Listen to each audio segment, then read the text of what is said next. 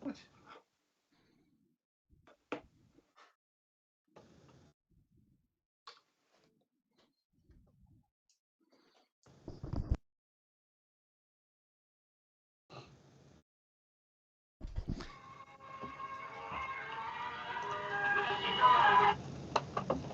So, Hello. welcome everybody to Blades in the Dark.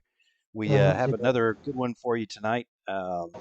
And last time, our guys had I'm just a bit a busy very for the next 3 interesting hours. adventure on a bridge, Yeah. But I would be tomorrow. and Felix is on the phone. Cool. All So right. we Catch will, you. Okay. so that's bleeding across just slightly. So let me start this again because I may have a chance to edit this later. So welcome to Blades in the Dark. We're going to play tonight a fun downtime in between scores. Last time, our folks had a very interesting adventure on a bridge and under a bridge and around a bridge, in which they were attempting to punish Ulf Ironborn, who has been a thorn in their side, as well as implicate the other crew that is a problem for them, the one run by uh, the Bluecoats, specifically Captain Drake Marn, who runs a division in Brightstone and extorts money from our crew from time to time because they're the overlords of the area. So, trying to implicate them, our team did some very interesting work in which they stole the stash going from Ulf Ironborn to his bank while wearing disguises like they're the Bluecoats themselves. Things, of course, went sideways as they do in Blades of the Dark, but our team survived with minor cuts and bruises, and and actually had some really interesting roles that turned out exciting. So please look at that from last time if you get a chance.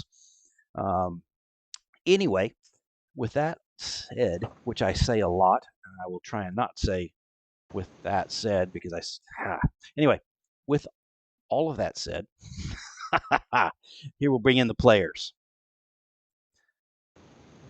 and we will bring in the players. There they are. So once again, we are in this city. There is a beautiful fantasy world with wizards and knights, and life was great. And fairy princesses were saved from dragons by handsome knights and all of that stuff. But something went wrong. Something went terribly wrong. Uh, the gates of death were torn open. This world was filled with the dead and the undead. Um, the sun shattered, leaving this world in near perpetual darkness. There's some shattered pieces of the sun that come up at dawn and set around dusk. And so, in this twilight world, things have moved on to a steampunk-ish Victorian type of setting.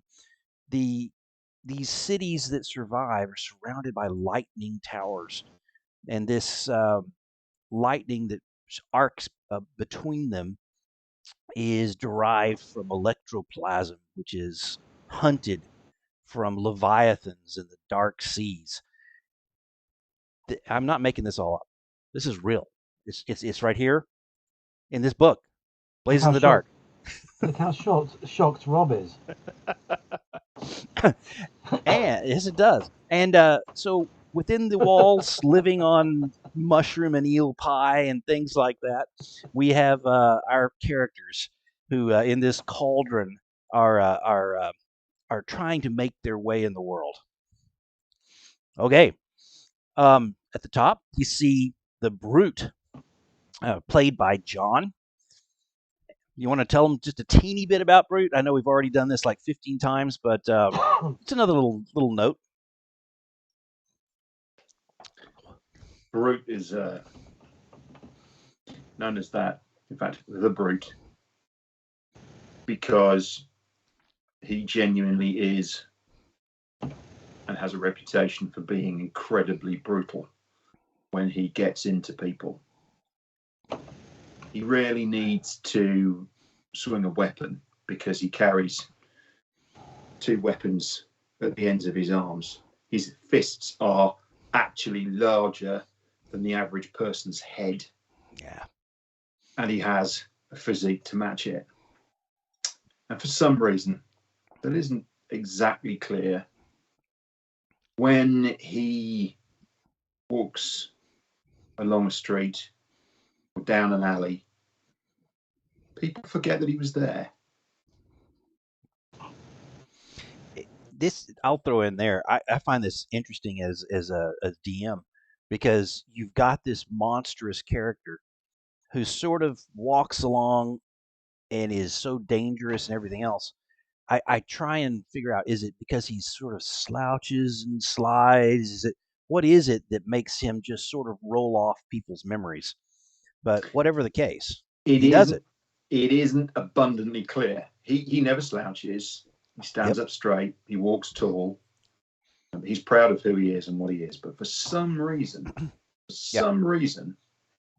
perhaps it's fear, perhaps it's respect, perhaps it's something a little more arcane, perhaps it's all three. But for some reason, people just forget he was there. Gotcha. Are his features, his facial features, striking? Are they somehow forgettable? Well, if you pull up his character sheet, you'll see actually there's a picture of him there on the character sheet. I am going to do such. On the bio and info. Look at section of the this. character sheet. Here we boom. Oh, hey, yeah. So if someone were to stare you in the face, they would dang straight remember you.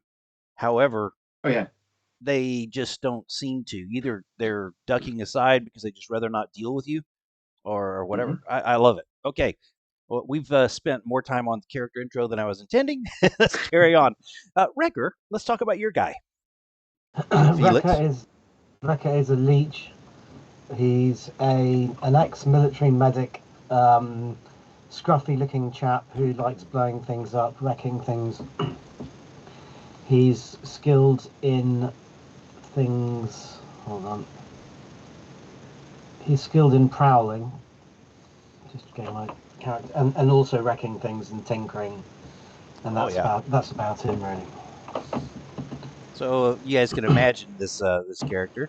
He's been really interesting throughout this because every time we go towards the score, his main goal is to blow something up, and each time it seems to have gone where he has not gotten to blow something up. So I'm afraid sometime in the near future it's going to get ugly because he's just got to blow something up. Yeah. Okay, Pete, let's tell me about your character, Twitch. Yeah, so Steve Booker is who goes by the moniker Twitch. He's short, wiry, and he's constantly moving, hence the name. Face like a rat, and he describes himself as a street rat. And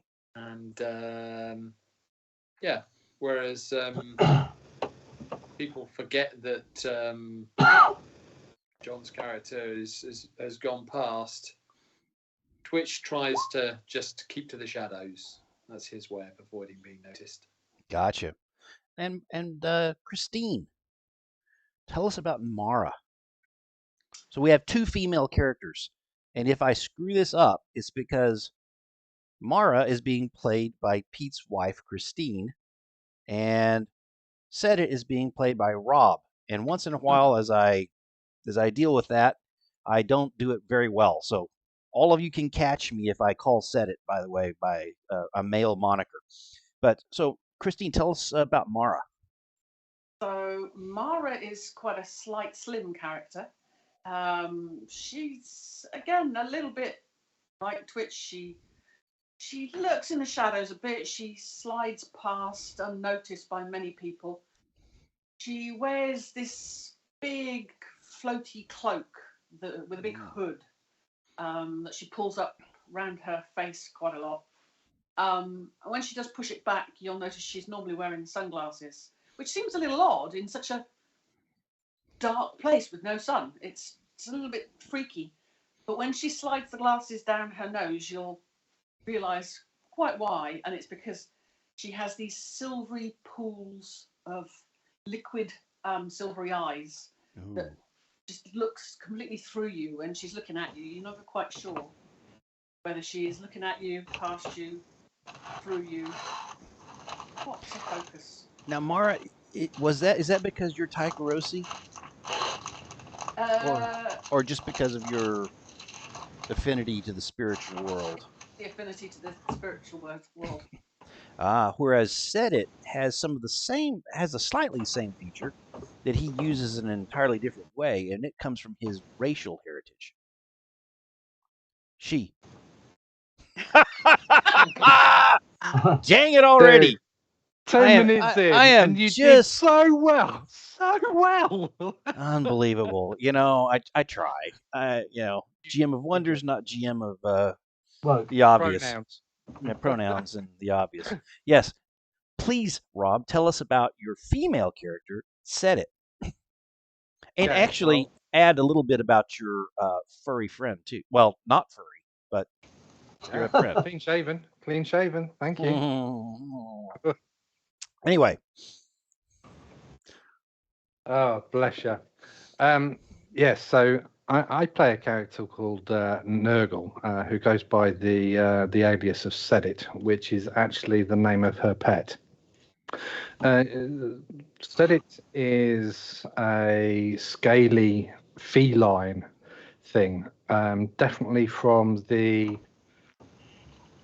Badlands. Nothing that I, as a person of these worlds, have ever seen. She is a female feline, and she basically she saved my life, and we've been inseparable ever since.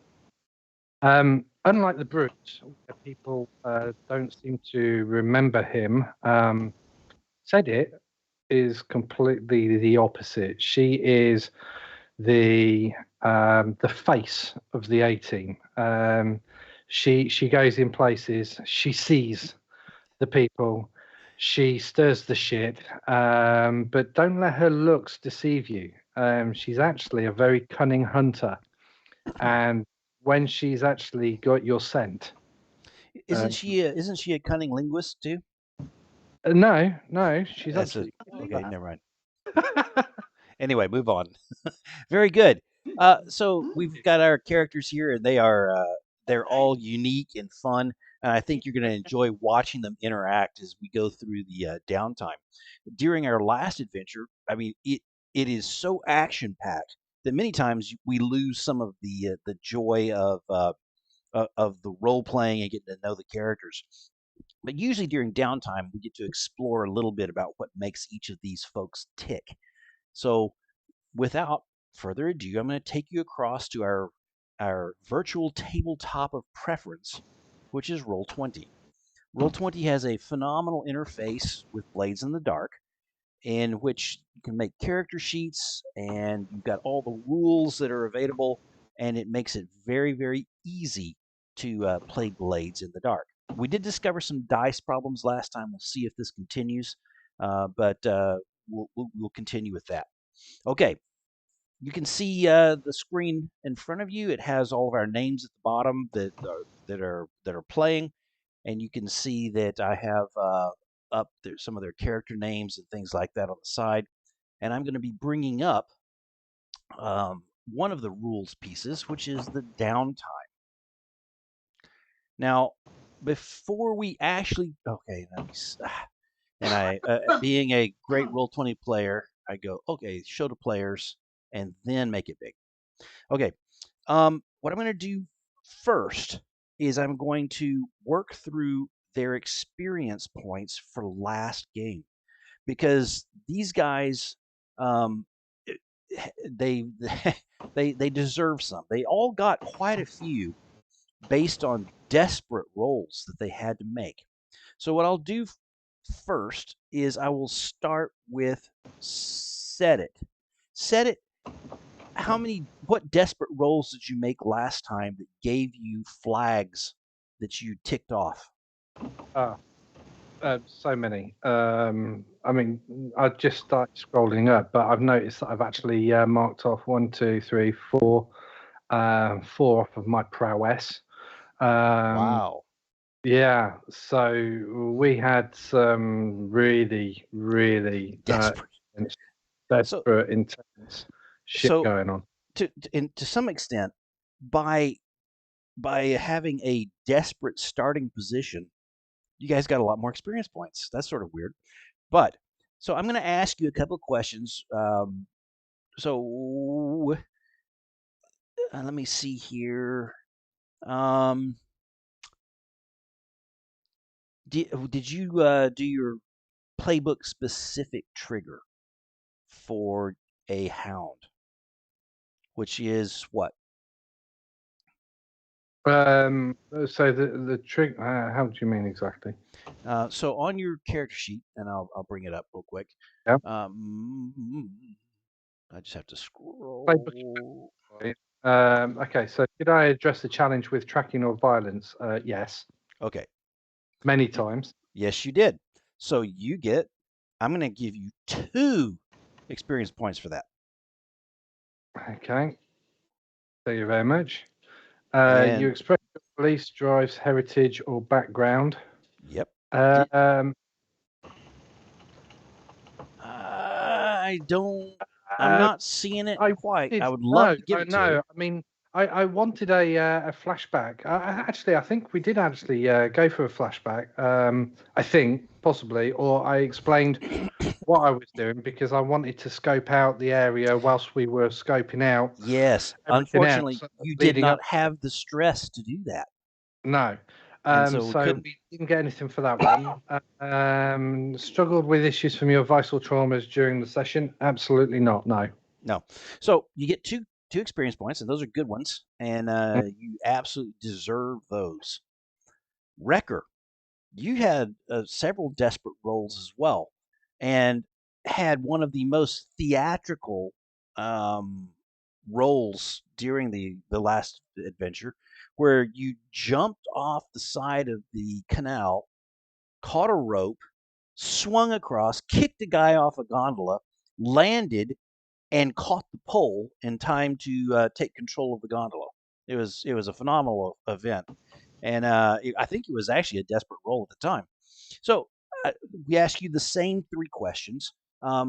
Did you hit your specific trigger for your playbook? What's the trigger?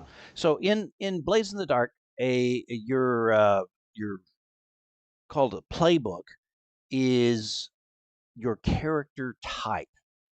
And so when I click on Fred Rekardibna, his I'm a character, lurk. he's a lurk. And I'm showing this out here to everybody. And so if you scroll down, you see the playbook advancement. Did you address a challenge with stealth or evasion? I actually I approached it that way, but the things I did weren't stealthy. Actually, no. I will say that you helped come up with the plan to take the gondola around the backside of away from your boat, get off, stash your stuff. So I'm going to give you a point for that. Yeah. And did you express any beliefs, drives, or heritage from your background? Did you struggle with the fact that you were a military medic at one time, or was there something to do with your race, or I can't say I did it in that one. Fair enough. Did you struggle with any issues from your vice? And your vice is what? Well, we'll deal with your vice soon enough. I don't think you did. No. So you did get a bunch of experience points for desperate rolls, and now you got another 4 for that particular thing. All right. So what do I get then? You get 1 to put wherever you want. Okay, and if that takes you up to a full level of flags on one of the attributes, then you get an extra dot. Okay, so let me bring up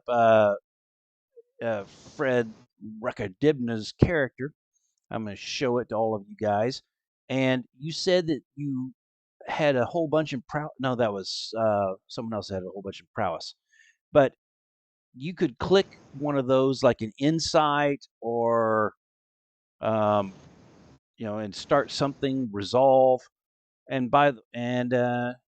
you guys are moving forward. It looks like you're not probably going to earn another dot this particular round, but some of the others are getting pretty darn close. Cool. All right. So let's move over to Twitch. Let's talk about yours. You had several desperate rolls. How did that work out? Yeah. No. I think had.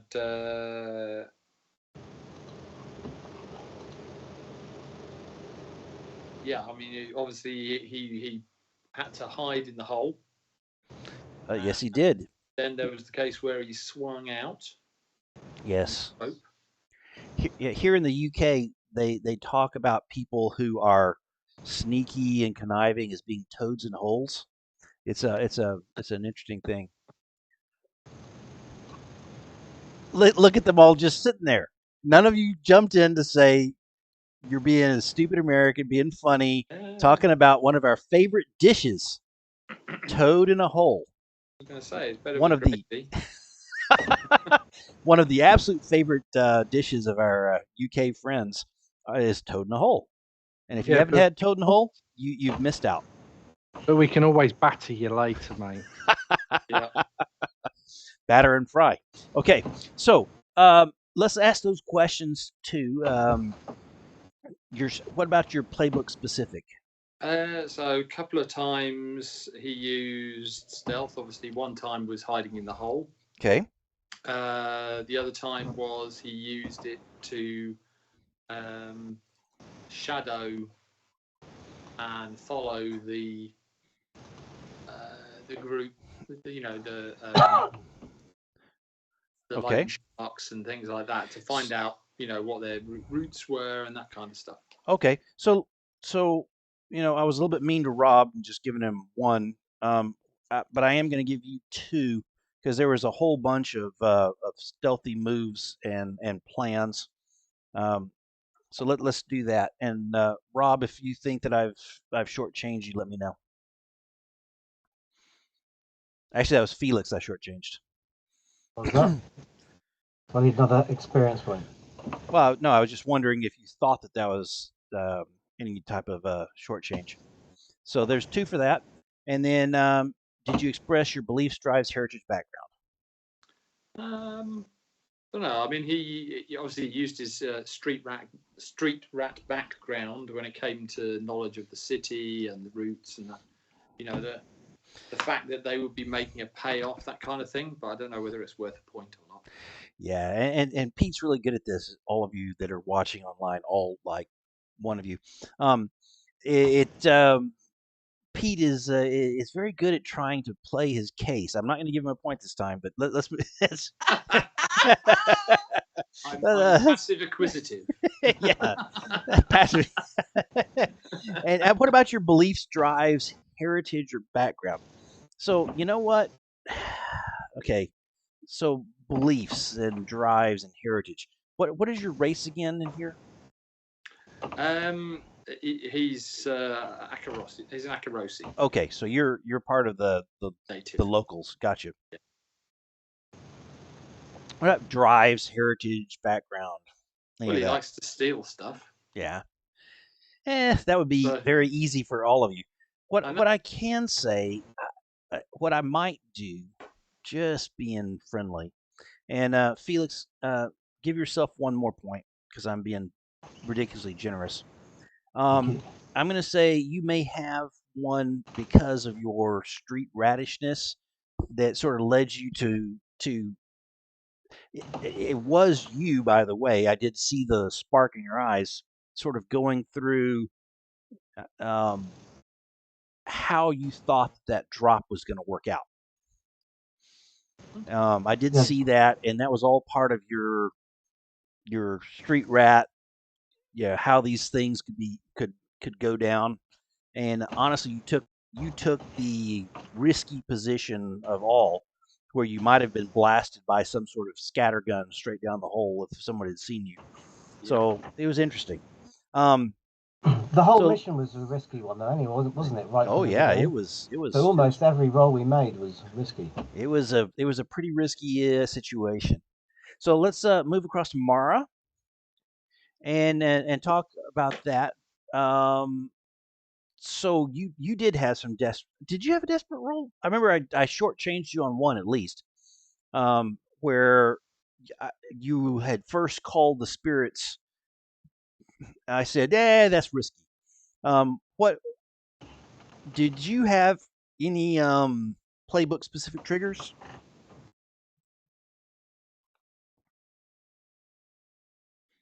Yeah, so these ones here. You addressed a challenge with knowledge or arcane power. So yes, well, I definitely dealt with a challenge with arcane power.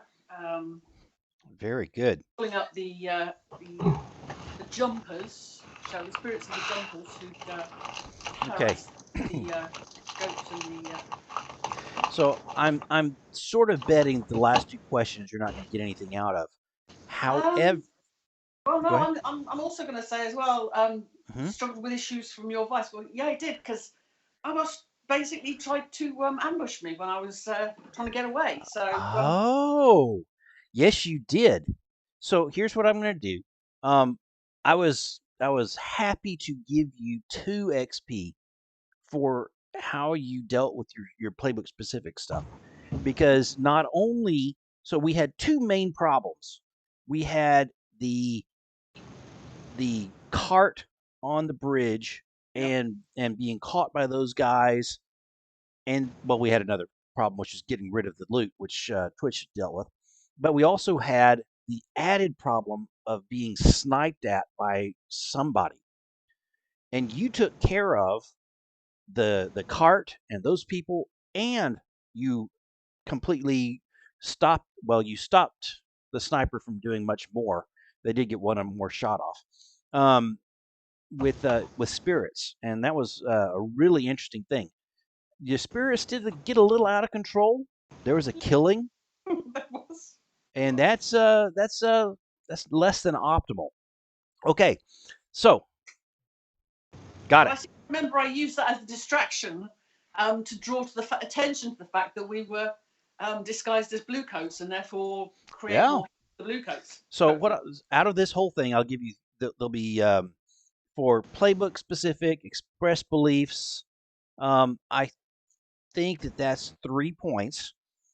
As far as struggle with issues for vice or trauma, I've given you 3 points, so screw it. Let's move on. Yeah. Okay, Brute. Let's talk about yours. I think you had a desperate roll or two. Yeah, I did. I had a desperate roll, so that's one, and I've put that already into my. Wonderful. That was prowess, so I've already hit one of the dots on prowess. Gotcha. And then and then of the things that are on my character sheet, the only one that's relevant is that I addressed a challenge with violence. Oh yes, you did. You did. I'm punching someone very hard. Very hard. There we go. Yeah. Very, very good. Yeah. What about beliefs, drives, heritage? So give yourself a point nothing else for your nothing trigger. else relevant. Really? Yeah. Okay, so I'm going to. Remarkably, I didn't do that much actually. It was, and I did look back. So I did just rewatch this entire thing because I was editing the video out, and I did spend a decent amount of time skipping over you after you fell into the boat. So there was a little bit of GM fiat that screwed you. That's fine. With that, I think everyone on here has gotten between 2 and 3 experience points, and I'd like to give you one more for just sticking with us through the entire. I got 2. So you got 2? Where was your second one? So I got one in prowess for my roll. And I got Oh one no, for that's so. aside from this. From right now, Okay. you're getting 2 points, and let's move forward with that. So Okay. I'll screw you guys in the game as hard as I can to try and kill you. But during this downtime where we're giving stuff out, I'm a big old softy. big old Anthony. softy. Anthony. Yes. Quick question. You know, No. as your no, not for me. I'm thinking for some. Right. So you know, you've got the desperate rolls and all the rest of it, and you get an XP point for every desperate roll for what you roll against and for your main thing. Yep. Does it matter whether the effect? Does it matter about the effect? Because I did notice that the very first roll that the brute did was a desperate, and it was extreme. Mm-hmm. So now that's why I got 2 points. I was thinking of that. I was thinking of that already. Yeah, give him another 2 points. Jesus. No, he's got 2. But no, I tried. I tried. So anyway, I think all of you guys are probably ticking your characters through. I will say that I looked at all your character sheets, and the heat was different on some than others. You're at 3 heat. Okay? Because you had 6 heat, and there is an action to lower your heat by 2, which is to paint your boat and move it. And then there was another action that I can't remember off the top of my head that lowered it by 1. And I could look that up if you guys are really interested. If not, just trust me.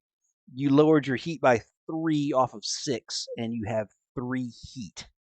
Okay? So, let's move to the payoff. I am going to be very generous because I think we may need to use some of these coin this time. But when Twitch was in the manhole grate down below this bridge, and this massive bag fell through, and it was way more weight than he was expecting, it's because you guys made off with 16 coin of silver. Unbelievable. Ulf is going to feel this like you would not freaking believe. You guys have almost more than you can store if you look at it. Stop spending it. Yep. So you guys have a treasure trove to decide on ways to use. It's a major maneuver against folks. So the second thing I'm going to do is talk about your rep. Okay? So you get 2 reputation up by default. And then you're also going to get 2 more because each group you're going against is 1 higher than you. Okay? So that's 4. So on your sheets, Now it's and 7. so let's get across here. I'll pick We're brutes. Let's pick up brutes. Actually, no, that's wrong because I wasn't here for one of them. So What? Okay. So as far as rep, you guys get 4 more rep. That's pretty big as you move across in your crew section. So that goes into the grayed out.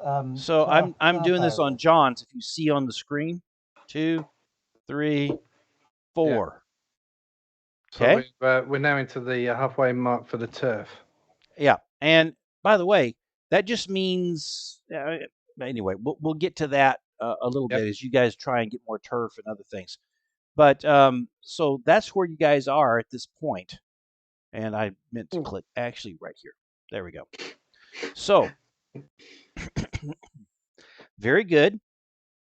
And I'm actually, believe it or not, I know I'm supposed to give extra heat for a death, but I'm actually only going to give you 2 heat for this adventure you did, largely because of how you push the heat off on a different group.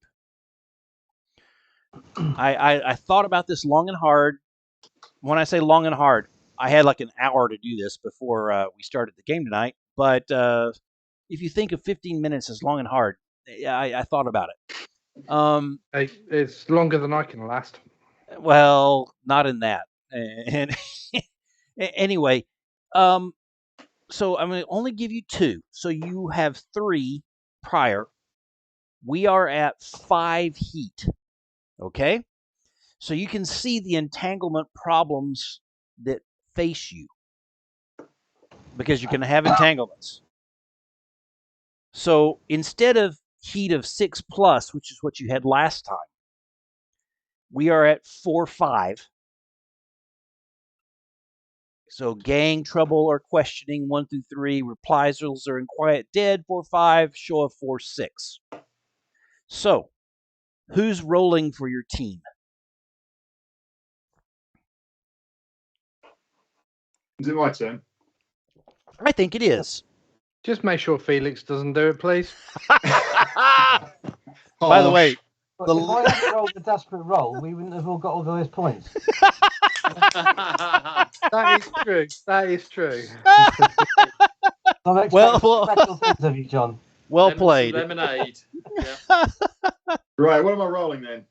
It is 1d6. And it's going to roll underneath this thing right here. So I'm going to pull this down so everybody can see. And look at that, 3. So we are into gang trouble or questioning. So this is going to start moving a little bit towards some of the role-playing pieces because one of the things I try and do in the downtime is I pre-build what happens for each of the roles. So, set it. Huh? Yep. It's downtime. You're doing whatever. You're wandering around, whether it's buying food for folks or whatever. You're on the street when a set of bluecoats pull up to you. Well, they step next to you, and then at the bottom of the street, you see a cart open up, and there's more bluecoats, and you're hauled in. Now, I could let you fight this, but I don't want it because this is the questioning. Okay? So you are hauled into Brightstone. Ooh, okay. And Drake Marn and his bubbas haul you in. You're thrown into that same cell that Brute broke his sister out of. And Drake, so Drake is a big man. He's not as big as Brute, but he's still freaking big, and he's dangerous, and he's unpredictable, and he's a dick. And he says, he's like, so you used to be part of us, didn't you? And we go into role play. Used to be? Surely. You know as anybody else, when you're a blue coat, when you're law enforcement, you never leave. Looks like you've left. I think you might be right. We can all do directions, darling. You're not pulling that on me. None of that darling stuff. Oh. You can see that your hip sway and whatever else you did has impacted some of the bluecoats. The one who is in the cell with you punches you in the stomach. Oh, that was good. If I turn around, maybe you can do the other side. He spits on the floor. So, how's your marksmanship?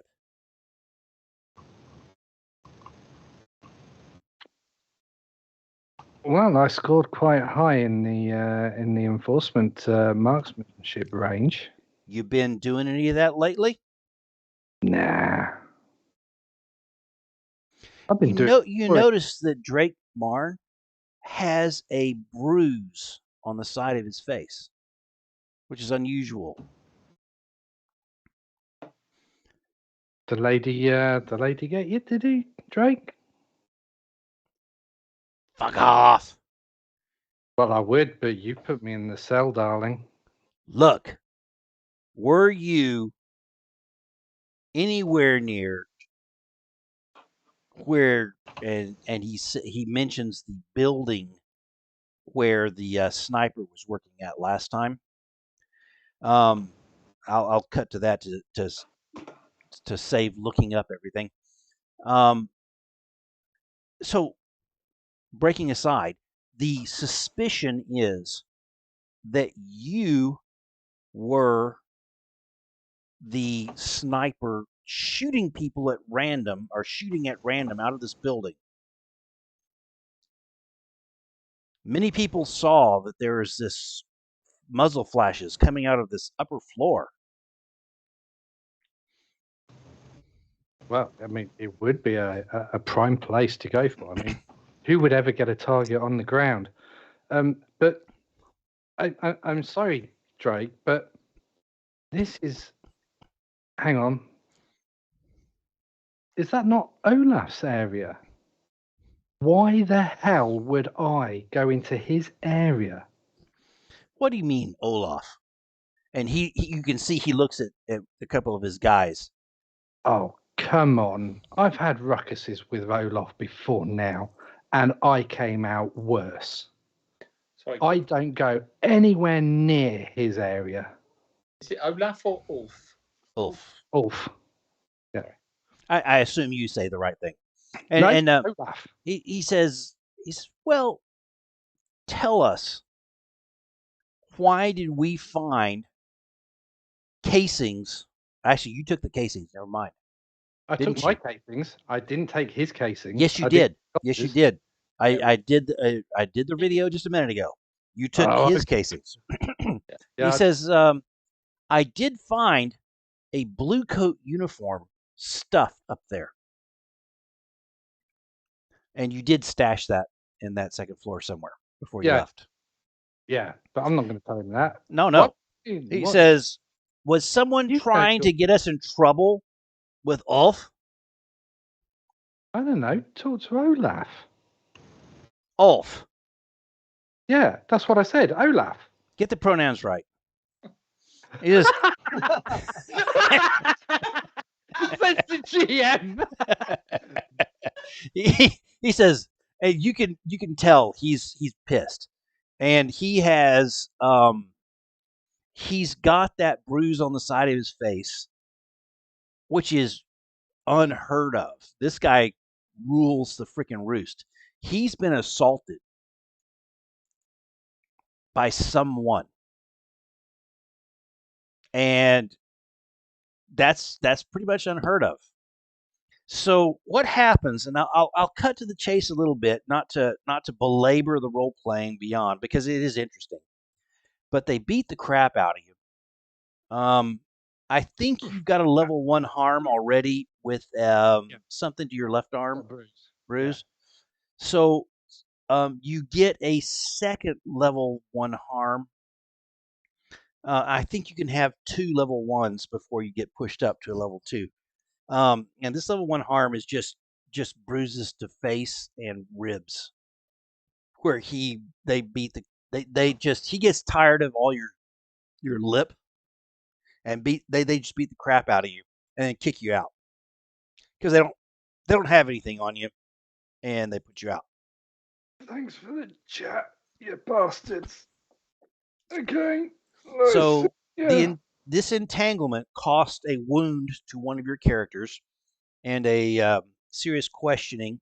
And by the way, it revealed to you that some of what you intended has started to happen. Okay? Captain Drake Marn has been assaulted by someone. Okay. So we're now into free play for a little bit as we talk about things that are going on and all that. But I'm gonna do something different, and I hate that this is with Rob again. Okay, so if you guys will bear with me, as I do another little role playing thing with Rob, because I sort of want to know this. On the boat, the cat said it smells a demon. What do you do? What does she do? She tells me straight away, demon, demon, demon, demon, Okay, demon, so demon. I want to role play her for a teeny bit. We've never done this. The kitty cat. Okay. Yeah, I've never done this. I just wanted to play with this just a little bit. So she is lying across. Well, she's just sprawled across the main living area, dining area, as she does. There's a slight rocking to the boat as something big moves down the canal. And she's just watching the dust motes play in the light, and her eyes see into very different parts of the electromagnetic spectrum. Mm-hmm. And she's watching sparks that are moving along in the electroplasmic field, and she's just enjoying life. And someone walks by and strokes her belly. It's beautiful. She loves this. The belly is stroked, and by the way, the belly's a little rounder than it probably should be. And yeah, you know who's stroking the belly. It's not Valeris. It's anyway. Yeah. So yeah. So she smells something wrong. What does she do? She gets up onto the ports, and she gets her head down low, sniffs. Then she kind of stands straighter, sniffs. She moves her head, sniffs. Okay. And she knows the smells of the crew, and both of our boat mates that are currently lodging with us for safety. Yes. So Sedit is aware that something's not right. There's something that doesn't smell like friends. So straight away, Sedit sends a mental communication to Sedit. Okay. And she gets one back going, punch in the stomach. Punch it. Now. Yeah. Hang on. Let me just. No. How does the feline Sedit respond to that? She's going a little bit stir crazy. This is the first time that she's known that something's happened to her friend. It puts her on edge. Wait. And then no, extra nothing. Smell. Everything goes away because Vivienne just dropped a sausage on the floor in front of you. And Vivienne makes a coy sound. She goes, "Oops!" And then she sets down the toad in the hole that she's built for everybody. Okay. Sedit goes, what demon? And eats the sausage. Oh, yeah. That's phenomenal. But then after that... She eats the sausage, but there's still that smell. I would imagine there's still that smell. So she's going to go pacing the room to see where that stench is coming from. That odor it's exterior. is out of place. It's exterior. It's exterior. Yeah. Okay. Who's in the boat with her? So what I'm going to do really quick, I need to know something. Where is the boat? So I'm going to take all of us. I'm going to take all of us across to this particular screen and ask, where is the boat? And So- I'm gonna shrink this down so I can see it. So last it was time here, wasn't it was right but then there. we moved it, didn't we? Yeah, but we Or didn't did know. we wait a few days to then move it? I Yeah, can't but we remember. didn't say where or when or what. But I would assume that you have moved away from the scene of the crime. And if quick discussion between the team, where do you want your ship? We're a little bit out the way. Okay. Somewhere different what because we about just over keep here? moving. Okay. And Silk Shore I like that. That's rather Either well. that or on to Is the it? side of where the station is. So down here, I wouldn't. But I'm easy either way. But I do agree. Anywhere call. that's nowhere clear, Ulf or Brightstone. Your call, guys. Yeah, away from Brightstone or Okay. So yeah. so you still haven't, as a team, told me exactly where you want this. Well, that's because half the team's not here. What are you talking about? Well, Felix Hey? is. I'm here. Felix is here. He just is covering his video up because he's a jerk.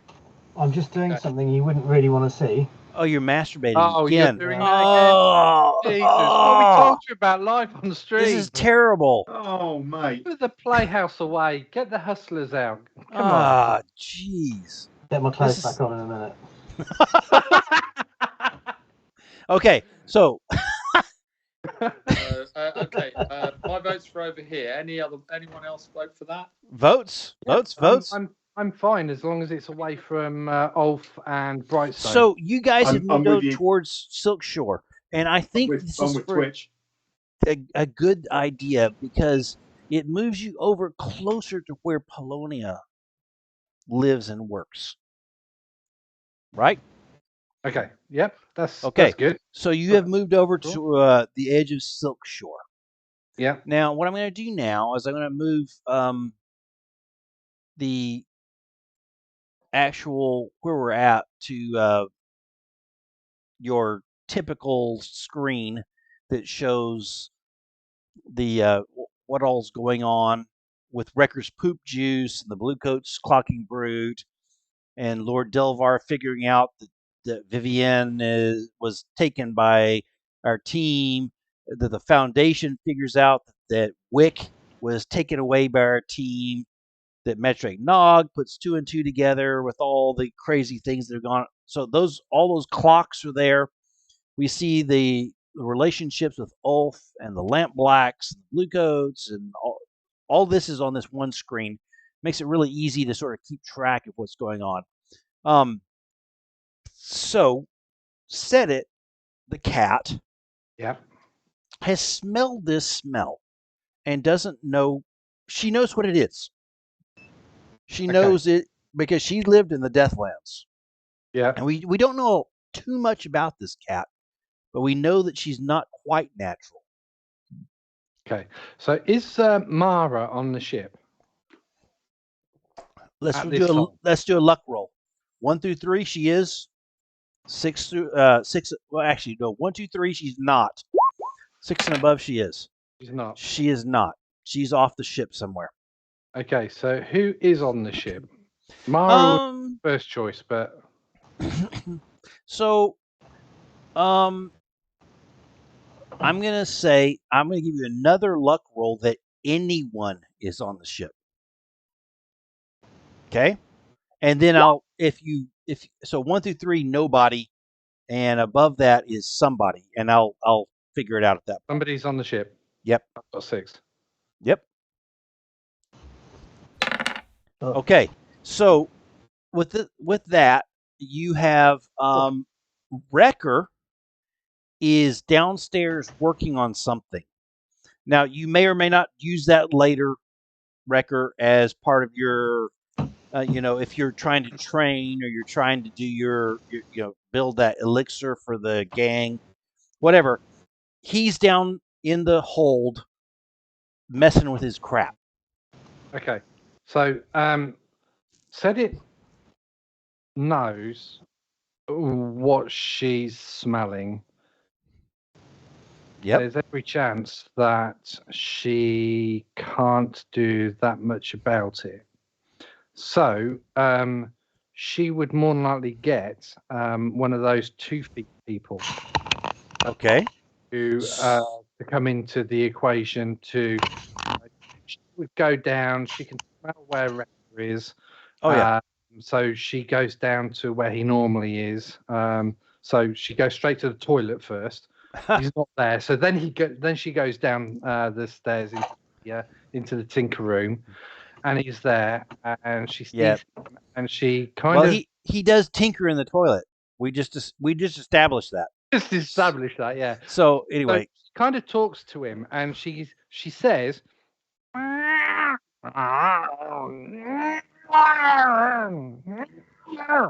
Okay.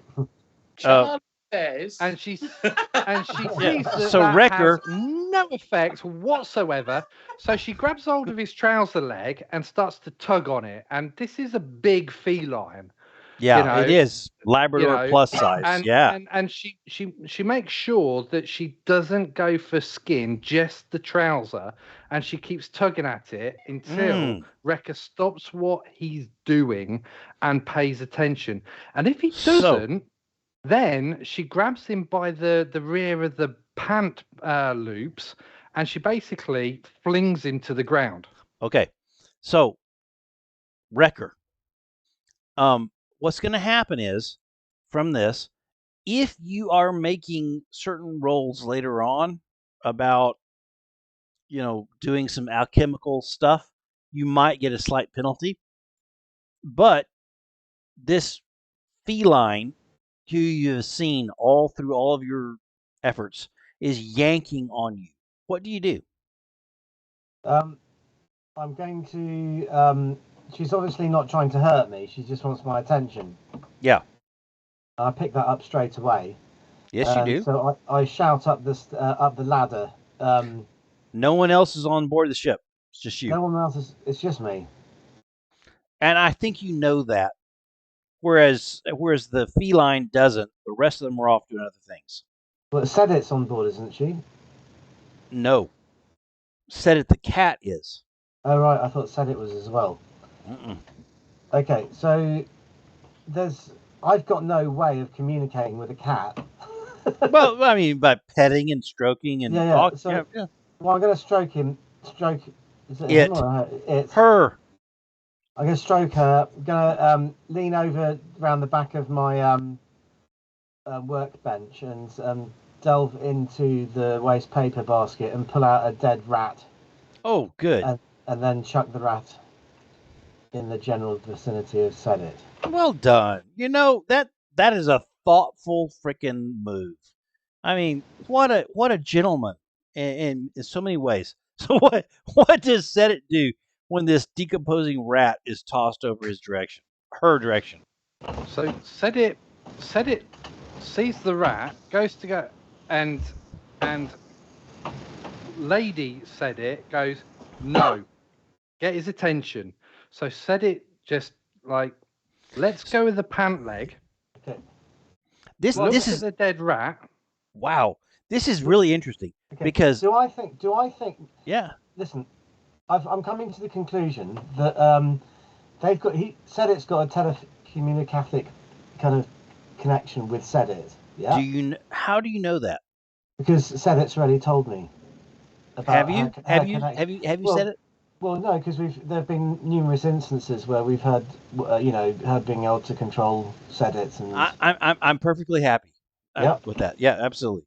So if that's the case, that means the cat version of Sedit is able to understand human communication, almost like language. Yes. And so forth. Yeah. So if Sedit can understand language, Sedit might be able to kind of express it herself. Maybe not through her voice box, which is going to be different, but maybe I could tinker somehow and create some kind of thing so that a cat could hold a pen or a crayon. Oh, wow. Or could use a Ouija board. That would be better, actually. Wow, how cool is that? Yeah, so we could do Ouija. Oh, with the I cat. love it. I love it. I love it. I love it. So give me a roll. Give me a roll for that. That's so awesome. Give me a roll. I'm going to create a Ouija board for cat. That's Tinker of some sort, Yeah. right? Come on. Well, hi. Meanwhile, whilst you're tinkering, said it sits there tapping her foot on the deck. Do I get an extra dice because I'm in my workshop? Yes. And this is a controlled? Yes, it's controlled with standard effect. Standard effect. Absolutely. How cool is this? Let's see what happens. Absolutely. Boom.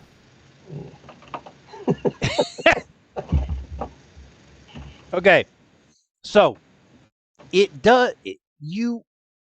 Bottom line, when you make a success, it is a success. Yeah. With other possible problems. So you make this success in that you have created on the fly a means of communication for Set It to you. However, it's not really detailed. Maybe it's just got a yes no on it or something. I like that. Let's make it a yes no. Fair enough. Well done on give me something to screw you with. Very good. Okay, so you bring out this thing and Set It. The feline is looking at you like, you got to be kidding me. But there's a yes no feature. Okay, so what do you do? I'm going to say, Set It, you're obviously upset. Has Set It fallen down a well? Very, very good. And by the way, you might say yes to that. Well, because you know that your Set It is being beaten the crap out of. Oh yeah, yeah. I forgot. Actually, Set It's in jail, isn't it? Okay. Yep. Right. I think somebody should just check that Set Its tail's not nailed to the floor. Yeah. Yeah. What am I going to ask? Is there a problem? Okay, that's a question. Stop. Okay. So what do you do? Set It sends a message to Set It. Sorry, viewers. This is going to get very confusing. So Set It sends a message to Nurgle. Yes. Strange poop juice, man. Given me something with this on. Nurgle says the left one's for yes, the right one's for no. I think he's trying to communicate with you. Gotcha. Oh, jeez. Oh yeah. Just it said it. Come and on. then yeah, and then there's the big Snaps and goes, flat hand blow to the side of your head that makes all the sparks come. Yeah, absolutely. Said it puts a paw on yes. Okay. So. Okay. And then looks and then kind of like bares teeth at Rekka, like, come on. Okay. So am I talking to Set It the cat or to Set It the human? Oh, you say that. That's yes. interesting. So, yes, and the paw goes to yes. Well done. So yes for Set It the cat. Well, you don't know that. Yes. Yeah. Can you talk to Set It the human? Ooh. I think you can answer yes to that. Yes. Okay. So that means we have a means of communication. Is there anything I need to do now? Or shall I get the others? Yes. Okay. Yes. Okay. Yes. Yes. She's putting a paw down on yes, yes, Okay. yes, yes, Okay. yes, yes, Oh, yes. God. And she starts really growling. Now this is more like tiger, throat, guttural. And by the way, is Set It the human in danger? No. Ooh. Okay, so that's not the issue. And that shows the mental fortitude of the human Set It. Right? Yeah. Yes, and so we're not worried about that. Are we under imminent threat? Yes. Yes. Yes. Yes. Yes. The paw's just going down on yes at that. Okay. A lot. Is it a threat from a human? No. So it's from a ghost, No. from an animal. She just looks at you, cocks her head to one side, and you kind of you swear by all that is holy to yourself that she kind of shrugs. No. Okay, well, it's from something. Yes. Do we need to get out of here? Yes. Let's go. Yes. Right. Okay. And then yes. she kind of brushes up against your leg and she looks at you and then she kind of she does something really strange, but you've seen her do it with Nurgle, where when they're tracking, she will kind of put her shoulder at Nurgle's knee to kind of indicate stop. Okay. And she kind of does exactly the same to yourself. If you take a step forward, she uses more of her body and almost tries to trip you up. And then she looks at you and then she goes, looks at you, makes sure that you take a step behind her. And then she basically goes and you follow. If you don't follow, she stops. And then she starts on the floorboard with a foot. So I'm following the cat now. Yes, you are. Yes. Oh, she's also got the yes snowboard in her mouth. Nice. And she drops it down when Okay. she needs to communicate. So yeah, so basically, and then said it will basically walk Rekka to where the bad smell is. The bad smell. So the That's bad not the smell is way- not on the boat. Okay? The bad smell is somewhere near the boat. Okay. I'm going to prepare myself because I'm obviously worried about the situation. Okay. So I'm going to be, carrying weapons. Very good. So Does he come up on deck? yeah. So I will say that all of you come up on deck, and I'll have another luck roll if anyone else from the team is here. Do I make that, or do you want You know what? This time it's records roll. Ooh. Okay. So just Go on, just a Becca, you can do D6 or this. something. Yeah, it's just this. 4, 5, 6, yes. Yep. 1, 2, 3 is no. 4, 5, 6, yes. If Mara's there, does she get... Oh, it'll never be Mara. Don't worry. I'm a dick. I'll never give you that. Oh, so no, there's no one else. So you Right. come up on deck, and it's just you and the damn cat. Where do I think everyone else is? No, they're doing other things. Yeah, you don't know. They're your team, but they do other things. Okay. And it's midday by the day. I mean, the fragments of the sun are over the horizon and there, and which gives the absolute faintest of possible shadows as you're standing on the deck.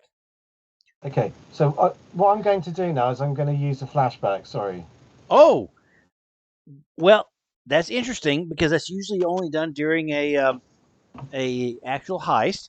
But if you Okay. want to use a flashback, Well, it's not and necessarily maybe it's not a flashback, but I want to explain what I was doing in the tinkering room. okay, no, tell me what you're doing in the Tinker Room. That's fine. I was making some rockets as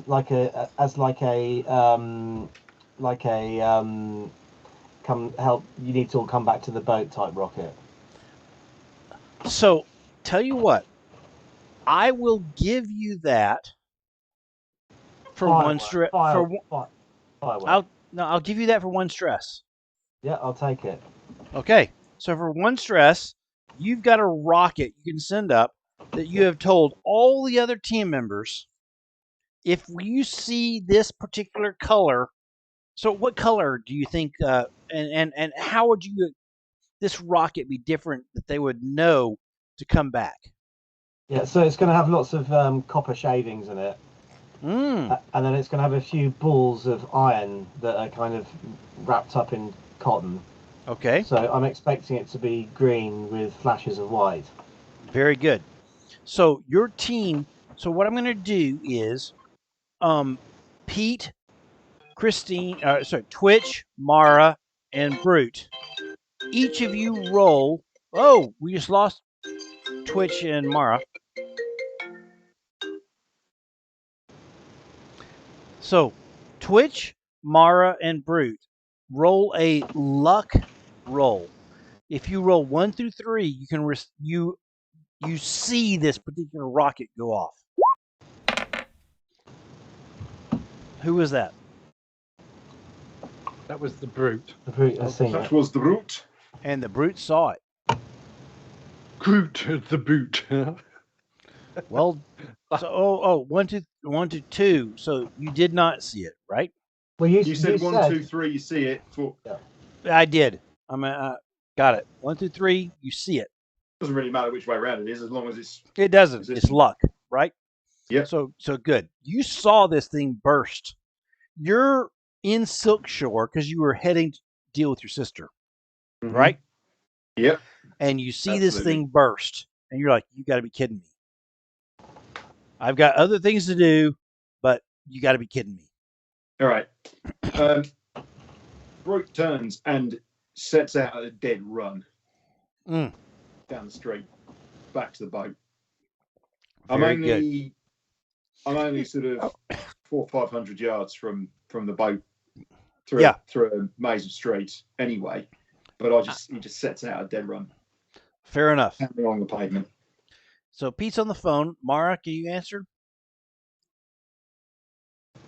Are you caught? No, they're caught by the same issue. Okay, so here's what happens. Twitch and Mara fail the luck roll.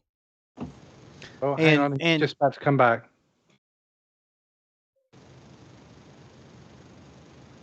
Okay, we'll give them roll the a chance. D6, the pair of you. Roll a D6, the pair of you. Roll Quick, a D6. Roll a d6. Yeah, and it's different for each of you. 1 through 3, you see this thing go off. It says, "Come back." Oh. Mara does. Twitch doesn't. So Mara does. Twitch, you're doing your own thing. Mara, I don't know where you're at, but you see the rocket pop off, and it's got the white green. Is that right, Felix? Yeah, it's green with white flashes in it. So you know that is the specific thing that Wrecker has built for a get back to the boat. Yeah. So when they arrive. Oh, there we'll get there. Yeah. So you're on the boat with Set It. And Set It, you smell this smell. And it's getting stronger and stronger. And it seems to come from across the bridge into Crow's Foot. Where's Crow's Foot again? So 2 seconds. Let me just get my map up. Bump. Sections. Bump. Map. This is Crow's Foot. This is Crow's Foot. Whoop, whoop, whoop. So we're there, and it's over there. You're over here somewhere, and the smell is coming from over here somewhere. But it's so absolutely strong that you can smell it across so we call this the Grand Canal, the main canal, and do we call this the back? I can't remember. It was the Arse Canal. Yeah. Anyway, so yeah, so it's over in Crow's Foot, right? Okay, so I'm looking at Rekka, and she's told me not to leave the boat. Right? Okay, so that's that. Yeah, balls to her. She doesn't know what the hell she's up against. So I'm going to go on the gangplank and go down onto the jetty, and then I'm going to wait and see if Rekka follows. Wrecker? And then I've already learned how to follow the cat, so I'm just going to follow the cat. Very good. But I'm also, if I'm keeping an eye out for the others and trying to make sure they know where we are. So, I will say that Brute, who responded, is in Silkshore behind you. Mm-hmm. And I will say that Mara can be wherever she damn well pleases on the map. All right. So Mara, where are you on this map as you get this thing? Because you're doing your own thing, and we'll deal with that later. But what are you doing? So I was visiting a market up on the rooftops, looking for useful Okay. useful items for my trade, shall we say? In which area? I was just looking that up. Actually, I'm not 100% sure which area it's in. No problem. It's in the list of downtime places. Weird. I have a bad feeling it's a night market, and that you are a ways away. Yeah. It's a long way. Yeah. I have a nasty feeling you might be right. Okay. Okay. So let's go with that, just because we're going to speed through this a little bit because I didn't want this to be the entire game, but so we have Matters, I think. you have almost gotten to the Red Lantern route. Yep. And you were going to we've gotten so much damn cash. You're so excited to be able to sort of help out in some of the issues that got going there. But darn straight, as you look over your shoulder, there goes off that light. The flash, the green and the white within it. You're like, you've got to be kidding me. The bat and you start heading back, I assume. Yeah. As I said, he sets out at a dead run. Absolutely, dead run back. You know. So what I will say is, nobody gets in his way because literally he's running down the middle of the road. He's gonna just freaking get there. And he's going like a train. Got it. When he needs to, he's got stamina as well. He can move like Sting. Absolutely. You know. So you get back not long after they get off the boat, and Nurgle is sniffing across the bridge in Crowsfoot. Are you sure about that? Nurgle's still in the jail cell. I apologize. Said it. Okay, so I come pounding up towards the boat, and I'm looking around, and then in the distance I catch this little scruffy-looking oik, and this tail up and this cat's arms just disappearing into the distance. Yeah. Yes. Okay. All right. So fast walk this time. I've slowed myself down. I'm sheened in sweat and I'm breathing hard, but I stomp over the bridge towards them. Very good. So you get there, and the two of those folks are out. And what are you gonna do? So Nurgle, not Nurgle, said it. The cat. You smell this smell. And this is a okay. You're hanging back. Yeah, I'm going to give him a quick whistle so he knows that I'm there. Okay. And I'll give him a nod, but I'm going to hang back. So, set it the cat. Give me a luck roll that you understand this feat. And I'll say 1 or 2 are failures, and 4, 5, 6. Well, 3, 4, 5, 6 are success. Because you know this guy, okay? No, I'm not. No, tell me. I'm not nodding to the cat, because the cat's. It's a bit weird that he's wandering around with a cat. Wrecker's wandering around with a cat. It's Wrecker that I'm nodding to. Wrecker. Okay, Wrecker, you get it. Sorry, you get it. Yeah. No. I got it. Wrecker, you understand what's going on. Just give Wrecker a wink so he knows. Yep. Absolutely. I'm there. And very good. He looks down at the cat, gives me a bit of that, and carries on following the cat. Very good. Okay, so Cat said it.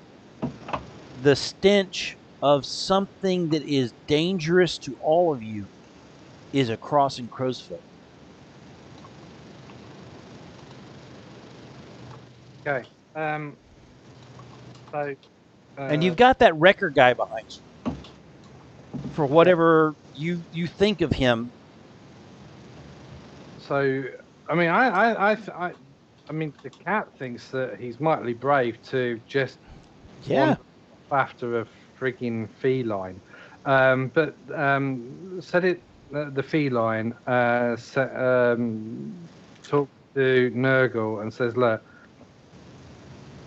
this evil is across the bridge. It's in the feet of the crows.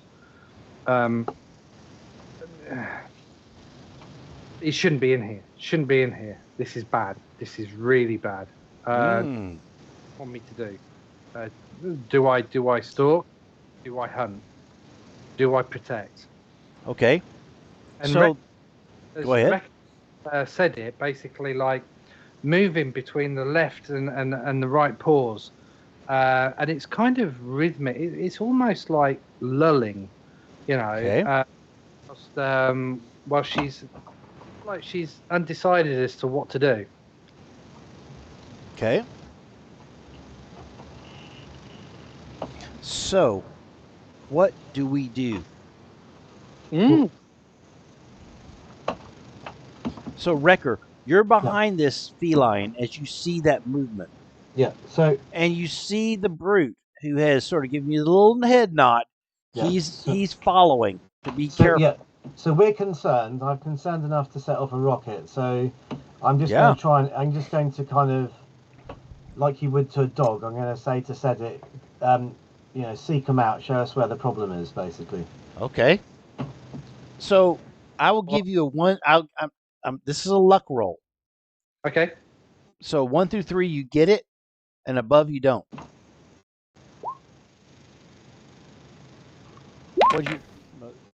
So you got it. You understand his basic thought, which is, okay, you'll show us what's wrong. But here's the thing I want to give you is you now feel from your life in the Deadlands that if you lead them to this, it could kill one of them or more. But you know that this malevolence is focused on you. Well, not you, the grand you. Okay? So you know the malevolence is focused on your organization, your group, your team, your boat. But you also know as you move out to deal with this, that this malevolence might kill one of those that's with you. It's that damn dangerous. So what do you do? Said it turns around, looks at Rekka, and then go. And by the way, as far as Said It knows, the only person following her is Wrecker. Yeah, and basically, she kind of like does that thing that a lion does, where it kind of like humps. Ooh, yeah. And then she basically takes a step towards Rekka.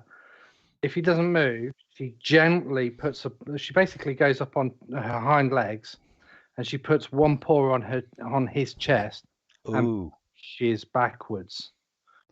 And and then she keeps moving him backwards, back to the boat. Okay. So and keeps looking behind her well, make sure she's constantly sniffing to see whether that thing is coming closer. Whether where it is. It isn't. That danger seems to stay away. Okay. But it is still hanging. Can I just like Mara must be here by now, yeah? No, she's not. Okay. She's moving across. But what we're gonna do is it's 8:24 and I have to hit the restroom. So what we're gonna do is I'm gonna put us on break. Don't talk too loudly because I'm not gonna stop you on Skype. And we will come back in just a minute to deal with the rest of our downtime. As interesting as this is. Okay. we're going on break.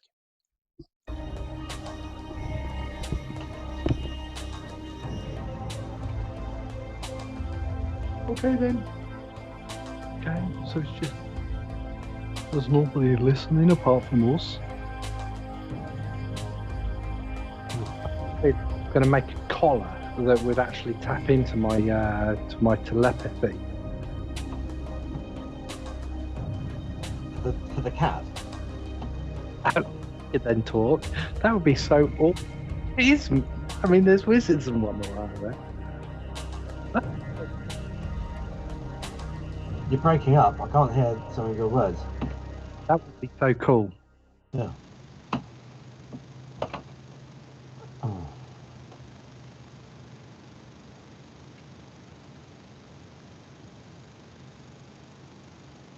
We've got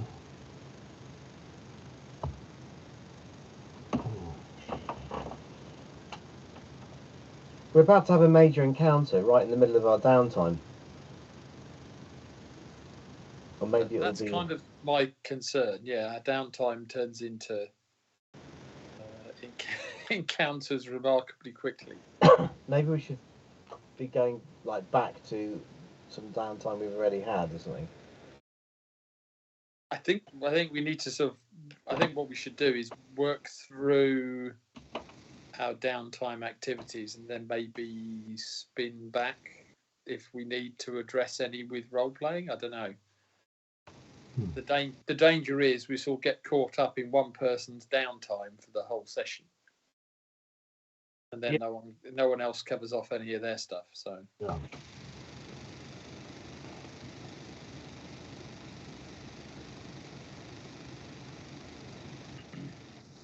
Only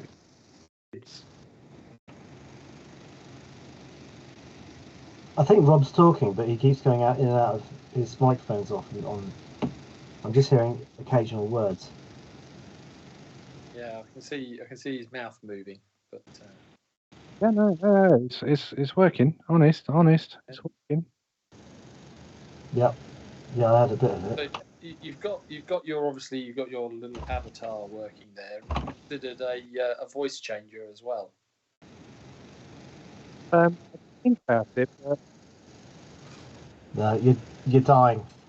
Rob, your mic's fucked. Excuse my language. Cutting in and out.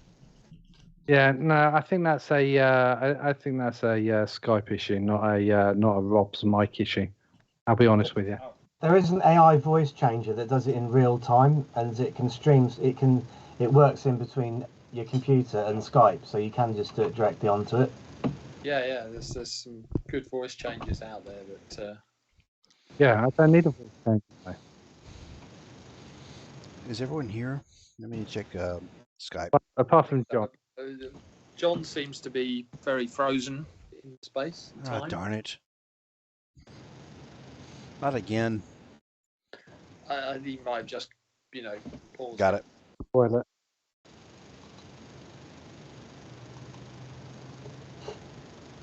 I am sad though because I've run out of Fireball. Darn it all. Yep.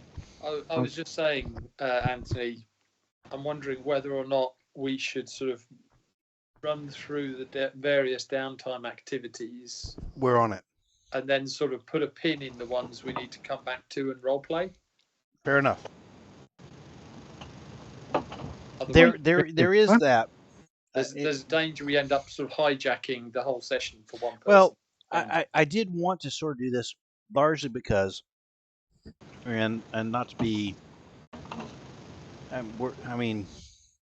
we are streaming, and I don't know how much is going out on the sound, but I'll figure it out later.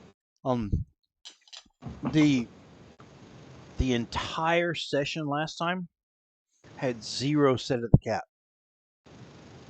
0. And so my idea was to throw in a little quick session of set of the cat, and now it's turning a little bit longer. So I'm gonna cap that and move to our downtime stuff. So you are correct. This seems like a little bit of a hijack, but it's for a reason. I just wanted to give that particular piece a little something that would give that cat a little more personality. I haven't gotten quite what I wanted out of it, but that's okay. And we'll move on rapidly to our John, downtime. Was John back? yeah, what are you eating? And more importantly, what's the white stuff in the glass? Is that vodka? Oh my word. Okay. Oh, So okay. I'm going to move across to the game. Okay. Roll 20. Hey, we're all back.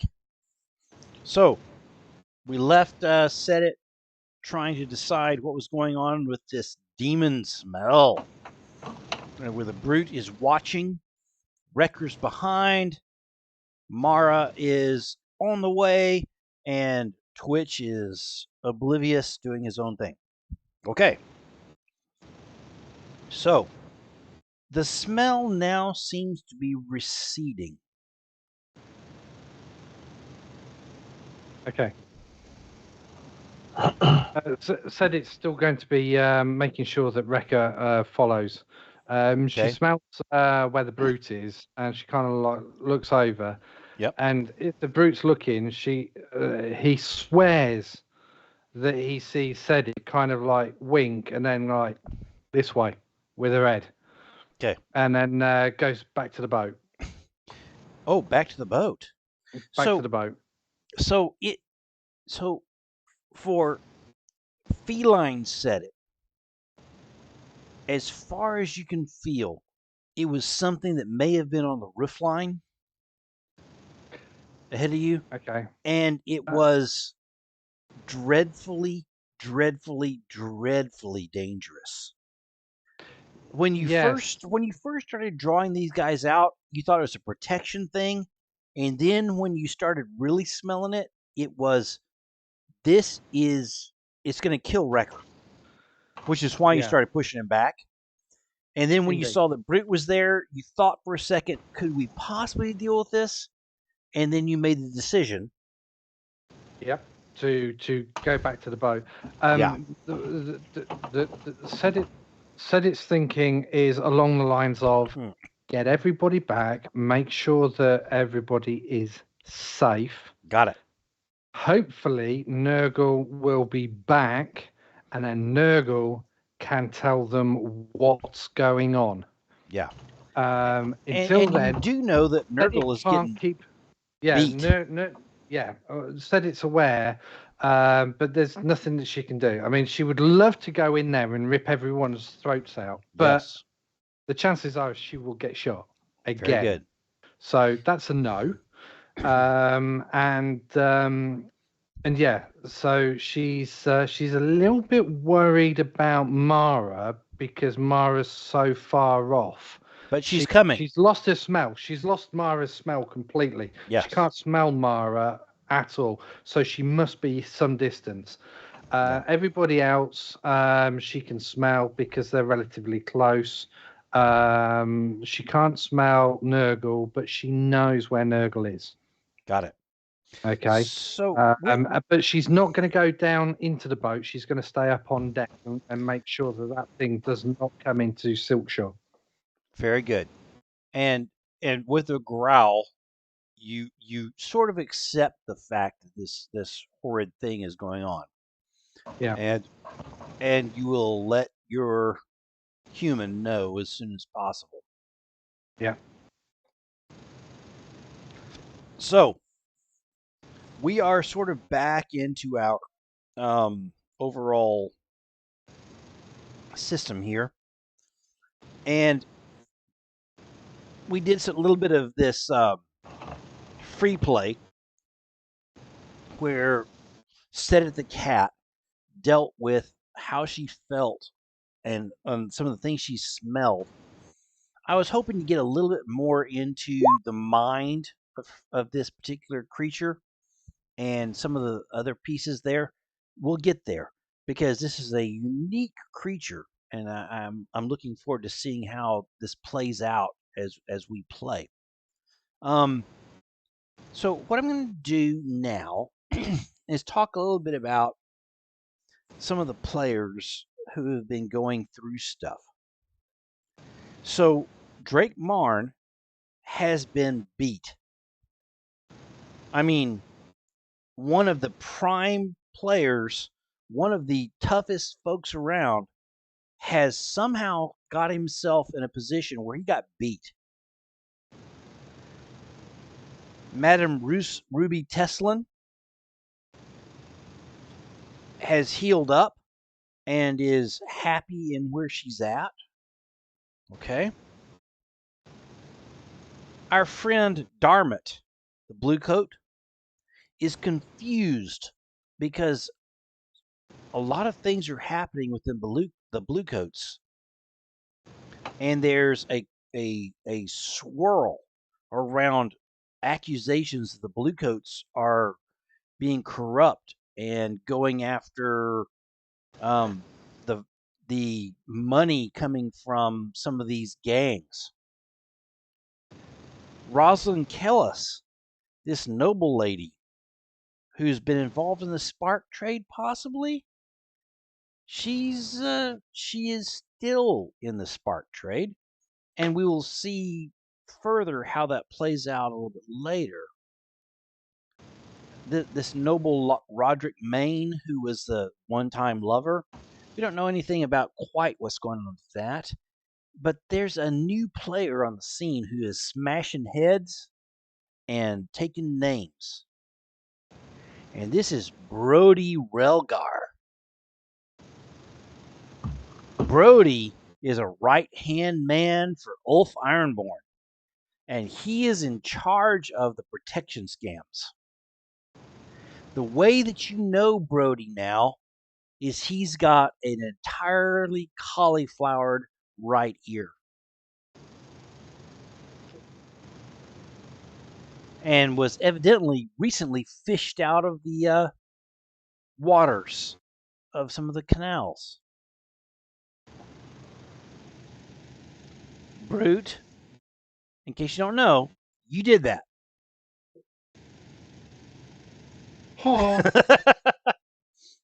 So, I assume you knew that. So, we're through sort of the free play time, and let's move over to moving into the actions of each of your characters during this downtime. So, we're going to go. So, I have sort of an order, and it's not quite the order that's on the screen, but I'm going to go with Wrecker first for your first downtime activity. Can I just quickly step in there because it Please. effect. Just because it could have an effect. So if I have a full track and I do swap that out, Yes, does that take effect before we choose our actions? absolutely. Go for it.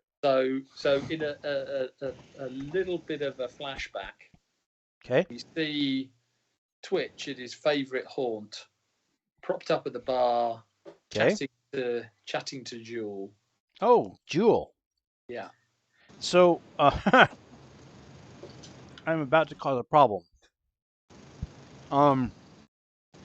We were moving into what we thought was we were going where we thought we were going. However, you are in the Jewel. What is it? What's the name of it? Jewel Shine and Jewel Burden Shine. Jewel Burden Shine. Yeah.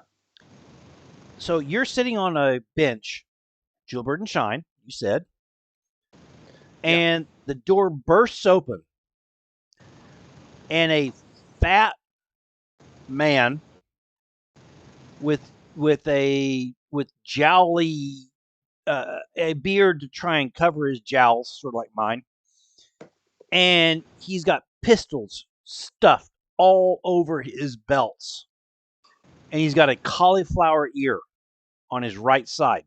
Walks in.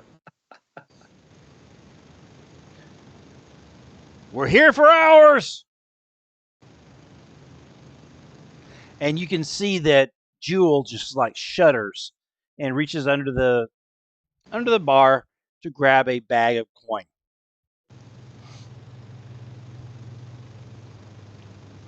What do you do? Twitch is fading into the shadows. Well done. Okay. So what I'm going to say is the transaction happens in your view. So this guy comes in and he's got a couple of other dudes with him, and they shake down this establishment for double the price, maybe treble the price that was normal. There's consternation, but these guys are trying to make up for some sort of loss.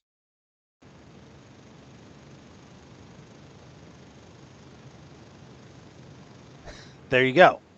Okay. So they shake them down for like treble the value, and when you come back up, they're like, we can't survive anymore. If they're going to do this again, we can't survive anymore.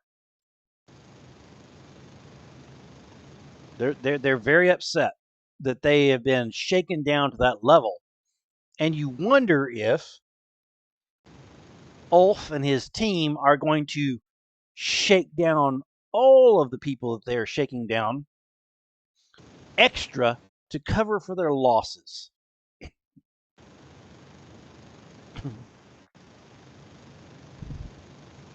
Well, I'd say, yeah. I mean, it's a terrible thing, Joel.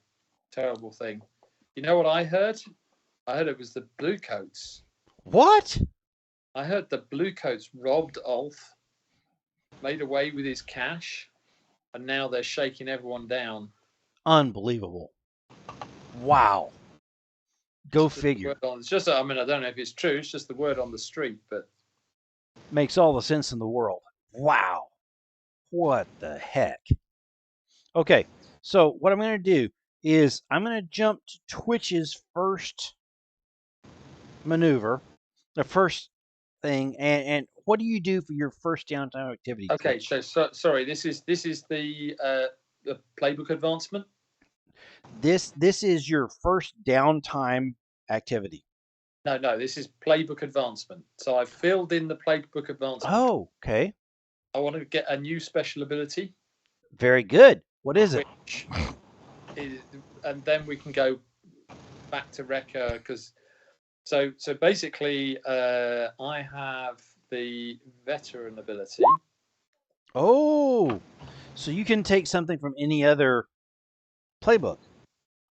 So what I want to do is take a spider ability. Oh, I love it. I love it. I love it. Love it. Love it. What is it? Functioning vice. Oh my word. So basically, he's been hanging around with Jewel and spending a lot of time, and it's well known that bartenders hand out good advice along with their drinks. He's kind of got some perspective on things from that. So yeah, he feels like he's got more of a hang on what drives people. Is it functional device? Yeah. So basically, he can sort of handle his vice better and can help other people handle their vice. That's brilliant, and actually, what a great capability to start this entire session with. So one other player, provided they can indulge their vice in conjunction with Twitch, in the same bar or something like that, he can help them out by allowing them to adjust the outcome of their roll up or down by 1 or 2 points. That's huge. That's huge. So that's all I wanted to interject for. So now we can go back to people's regular activities. But if they want to join Twitch to take advantage of that, so that's not an actual activity you did. Exactly. That's what you took from your. Very good. That was just my training. I just wanted to get that in there before we started doing our activities. That's very, very, very, very important. Okay, so let's go across the bottom of our screen. And I'm talking about our Twitch screen, which none of you guys can see because you're not watching Twitch, in which Set It is on the far left. You have come out of the station house in Brightstone, battered, and your kidneys are burning. Your face is slapped red and bruised. It's not a pretty time for one of the most beautiful creatures in this area, which is Set It. You are beat. And you also are carrying some problems from your last session. You've got an injury, and you've got I think, a crap load of stress. Oh yeah, I need to go on a marathon shag haul. Absolutely. So, what is your first activity in this particular downtime? Young Said It. Okay, so my first activity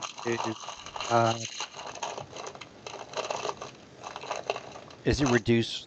Is it a indulge and advice, or is it it's reduce both. heat? I'm going to no, I'm going to reduce my. I'm going to indulge in a vice to reduce stress. Very good. Now I'm going to not use Wrecker. Okay, I'm going to seek out Melva, and I'm going to get him to also sort out my bruises and basically patch me up because he is a physiker. Okay. So I'm going to basically do whatever I need to pay for the bandaging, which will then reduce my stress. Is it Pleasure. stress, or is it your wound that you're going after? It's going to be both. How? Right. Okay. So my pleasure is sex. Yep. Okay. So he's going to get some. Fair enough. Okay. So that will be my vice. But as soon as I strip off to get down to the nitty gritty, he's going to see the bruises. I mean, I've got You're playing Melvor. Yeah. So I need him Oh. to patch me up, and also I'll indulge for slightly longer than I need to, or that I would do. So instead of it being a quick at the bar and then at it, and then thank you very much, off we go. Okay. I'll spend a good couple of hours. So tell me about Mostly Melvor 'cause I again. can't- Tell me about Melvor. I can't So remember. he's neither. So he's on my friends list. Now Yes. he's not an enemy. He's not a friend. He's an acquaintance. Well, he's about to be more. Yeah, I'm just thinking. I don't know, with all the bruising that I've taken to my ribs, my face. Well, more so my ribs. Whether or not I can indulge in my pleasure So without getting hurt. What I'll say is this is a 1-2 shot. Mm. Okay? So we can do healing, and we can also do stress in one shot, but it is a sort of a one shot deal. Yeah. Okay. But by the way, You're you both guys in- have a in lot of one shot. coin to spend on other things. So Yeah. healing, What would the healing normally be?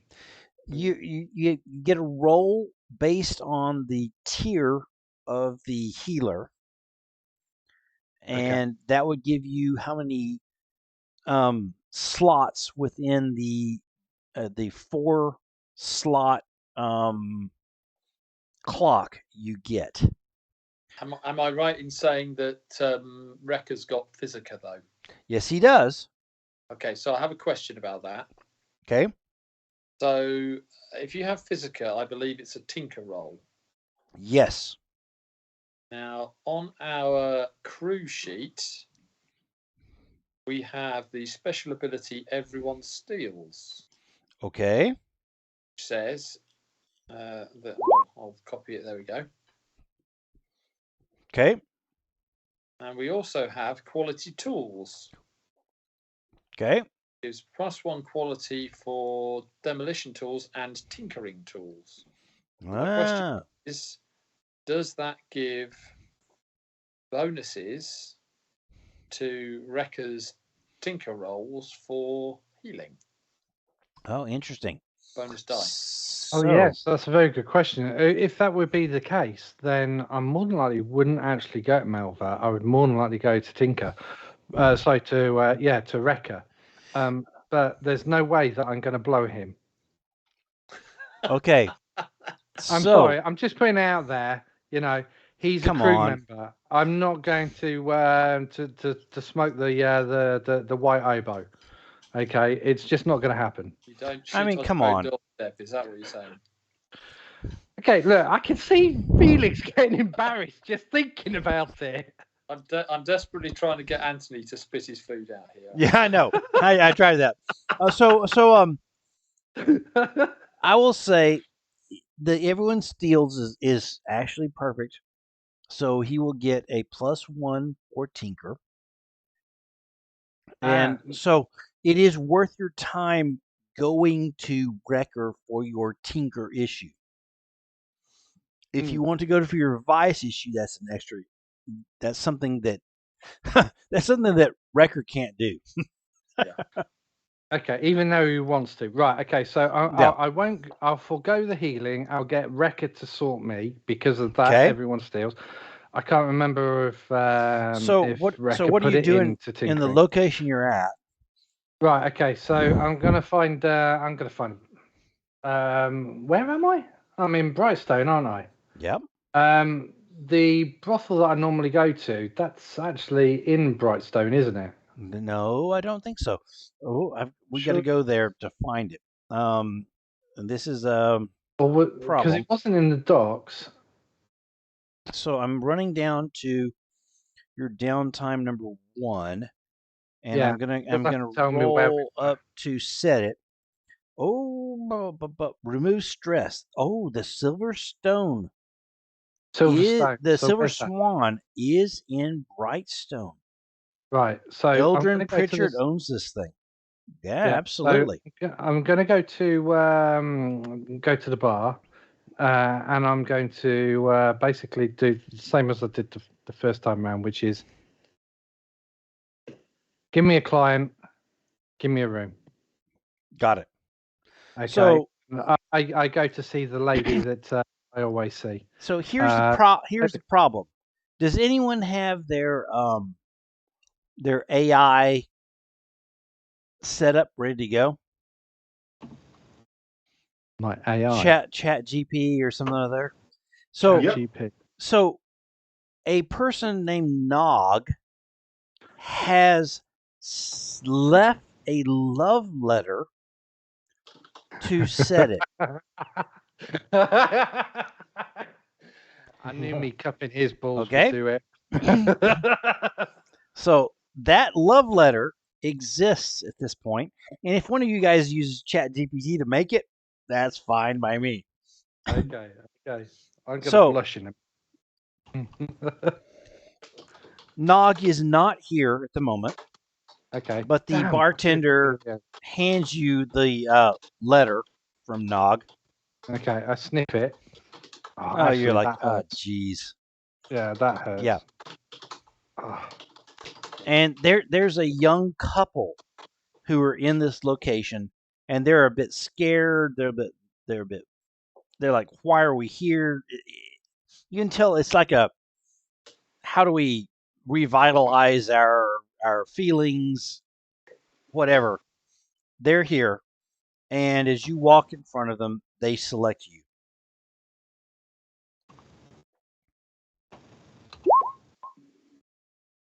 Oh, here it goes. Look at this. This must be... I love it. Oh, hey, God bless GPT. Hey, I've never been in his courtroom. Yeah. Okay. Right. So Smith versus Jones. Stream. Oh, my word. For the stream. Okay. The love letter reads, Wow. Dear Said It, you are the most beautiful woman I've ever seen in my courtroom. Your eyes sparkle like diamonds. Your hair flows like silk. Your smile melts my heart. I can't stop thinking about you since the day you testified as a witness in the case of Smith versus Jones. You were so eloquent and persuasive, I almost ruled in favour of your side, even though the evidence was clearly against them. You have a way with words that makes me want to listen to you all day long. You are also very brave and honest, qualities that I admire in a woman. I know this is highly inappropriate, but I can't help myself. I have to tell you how I feel. I've never felt this way before about anyone. You are the only one who can make me happy. You are the only one. I love it. Who can fill the emptiness in my soul. Sorry, I had to pause because somebody posted something on the screen and everything went up. Please don't reject me, Said It. Please give me a chance to prove my love for you. I don't care about the consequences. I don't care about the law. I don't care about anything but you. You're my everything, Said It. You're my reason for living. Please write back to me soon and tell me that you feel the same way. Or better yet, come to my chambers and let me show you how much I love you. I will be waiting for you with open arms and a gavel. Yours That's forever, got to be a Judge Nog. euphemism. God With that- bless. Yeah, you know. He obviously wants you to bang his gavel. I was Well, gonna say, I like to slap down my gavel. Was what I was gonna say, but yeah. Okay. Okay. well done. Whoever, I don't know who. Hey, well done, That was I'm Felix. think- that I'm was thinking- very Felix. Well done. I'm thinking It's the way Felix you has ask the been question. using ChatGPT. Well far too done. much. So, That is awesome. I like that. I'm going to keep hold of that. Now, for the stream, okay. This is a first for me. Okay, I never thought in my wildest dreams that I would actually go into a brothel and actually get chosen like one of the women who actually get paid to work. Normally, I choose. So, getting back to the RP for the downtime, Anthony. yep. I'm flabbergasted. I just don't know what to say. So I grab the girl, the lady, the woman by the Yep. hand and go, come on then. And then I assume that the man comes. Oh, absolutely. He's going to follow along. Okay, well, gonna- if he's already come, then he can stay where No, he he is. hasn't already come, Okay. so to speak. Anyway, okay. So you move into the situation. Let's make your stress roll to get out of this.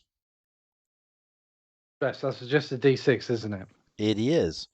And tell us about that. It's 4. It's good enough. Right. So Very good. basically, we get down to the nitty gritty, and yeah, the guy I've kind of just been roughed up by so many blokes. I really don't want to, but I put all of my effort into the woman, As you do. because that's the way I swing, really. And boom, you've got your 4 off. You've taken 4 stress off of your huge stress amount. Okay. So I'm going to write -4 stress. Yeah, so that leaves me at 5 stress. Now I have Ooh. the amount of heat, but I've also still got a lot of stress. I'm thinking about going sod it and then giving the bloke the time of his life. So sadly, what I'm going to do, keep that in mind. I'm going to move off to the other folks to do their 2 different things before they have to pay. So Wrecker, what is the first activity that you do? Right, so I'm gonna find Twitch and suggest that we go for a drink. Oh, So Twitch is busy. Right. No. Twitch is, well. Oh no. If Where are you you, want Twitch? to combine that ability, use my ability, then yes. Okay, no. You're not busy. Tell me where you're at. So What- do what I? do you I just- don't have to go to one of your listed places, do I? Can I go some? Well, We- sort of. Yes. Yeah. So it has to be. Yeah. So basically, you can be downstairs drinking, and I can be upstairs Mm-hmm. carousing with a lady.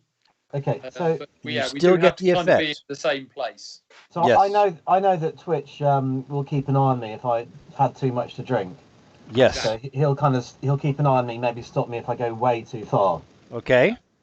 And I'm looking for like a distilled drink this time. Okay. Now, under the artificial lights of the Leviathan blood. Do you know where you're at? What's my choice? Give us the list. Okay. Well, we'll probably be Let's at work on Jordan this. Shine. Yeah, that is your main one, and you would think that might be where you choose. You can certainly well- get you can get a good spirituous drink there. Well, I'll follow him to the whorehouse then, and I'll nip off for a He drink. doesn't think of it quite with those terms. It's, Well, the pleasure house, more- the gentleman's club. it's a house of ill repute, Yeah. shall we say? So fair enough. So you guys go to the your particular location. What's the name of it again? Something and Shine. Jewel Bird and Shine. Jewel, Bird, and Shine. Right. Very, very interesting. So as you guys walk in, there are 4 people in front of the bar. Big a-holes. They've got pistols at their sides. They've got swords.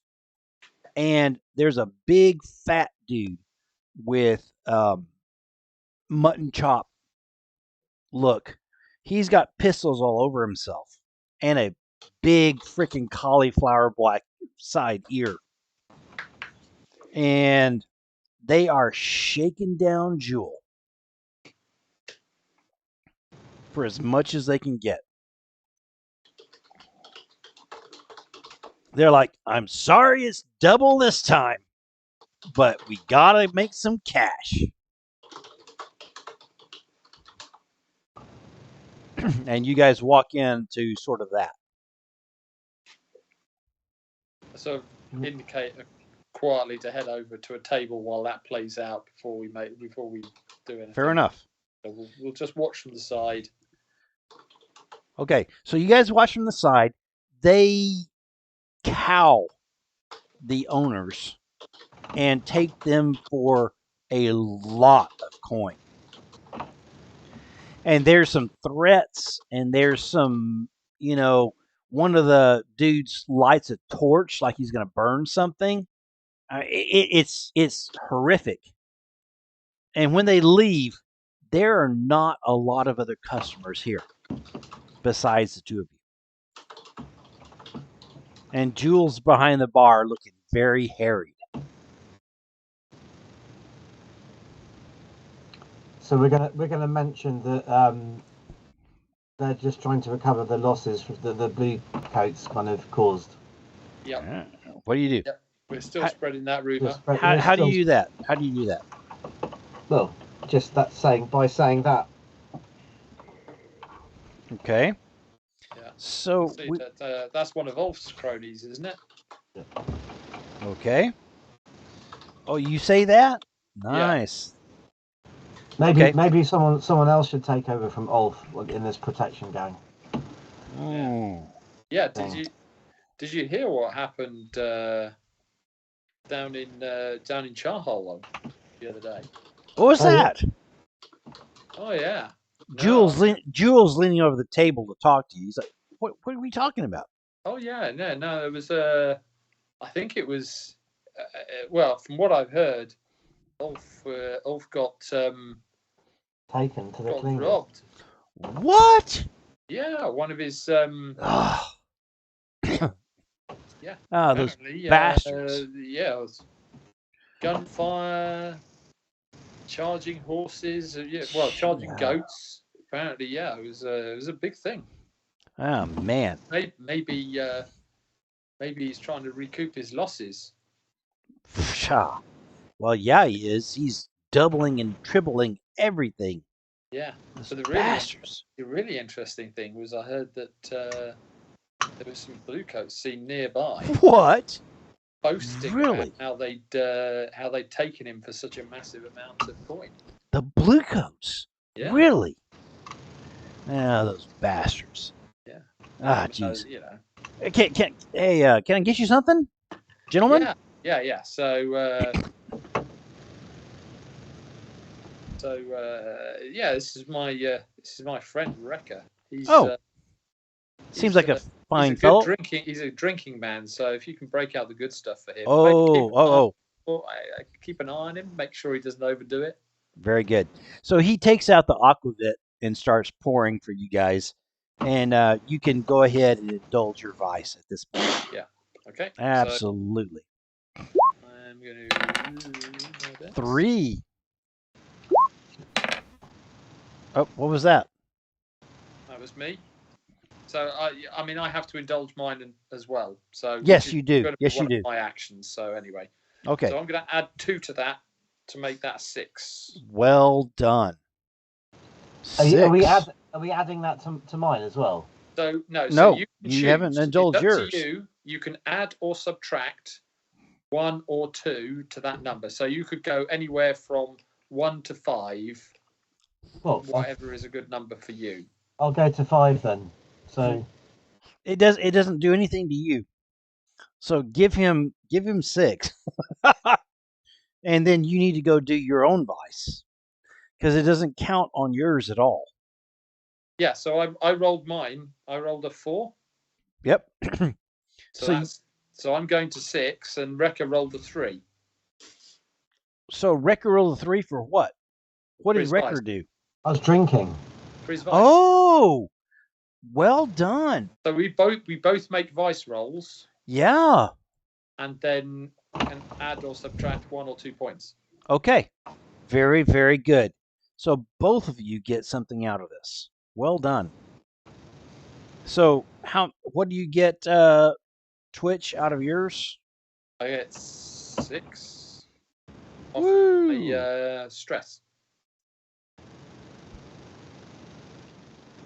Is that how it works?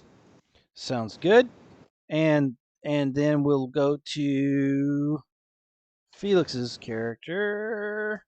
So I think I was at 5. So if I was at 3 plus 2 is 5, and okay. So that's gone. So you're gonna crush yourself here.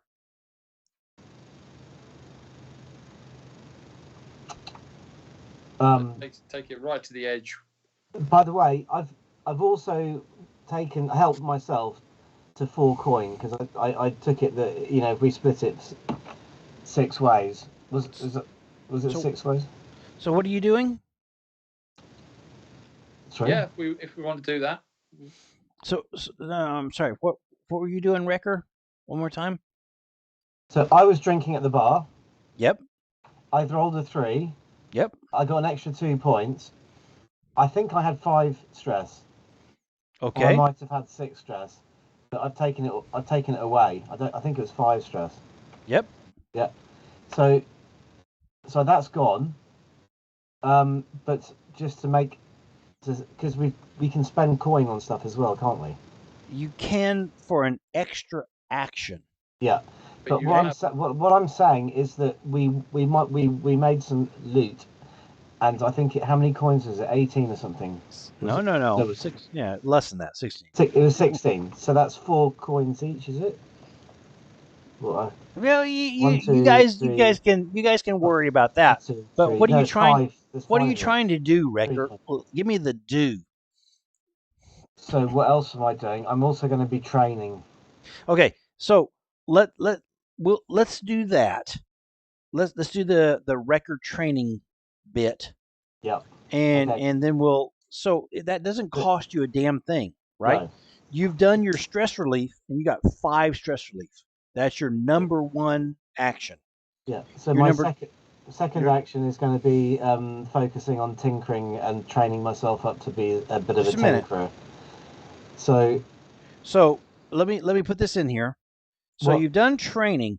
Now the thing is, with training, you have gotten a notification from the gang that they're very interested in when that freaking alchemical is going to get done. We're looking at the time pie. I'm halfway there, aren't You're I? You're halfway there. So maybe we can add another quarter to that. Well, you can make a roll. You might get all of it. Oh, right. Okay. Let's roll for that then. All right. And help me out with the rules, guys, as he makes this roll to try and knock out the last of this clock.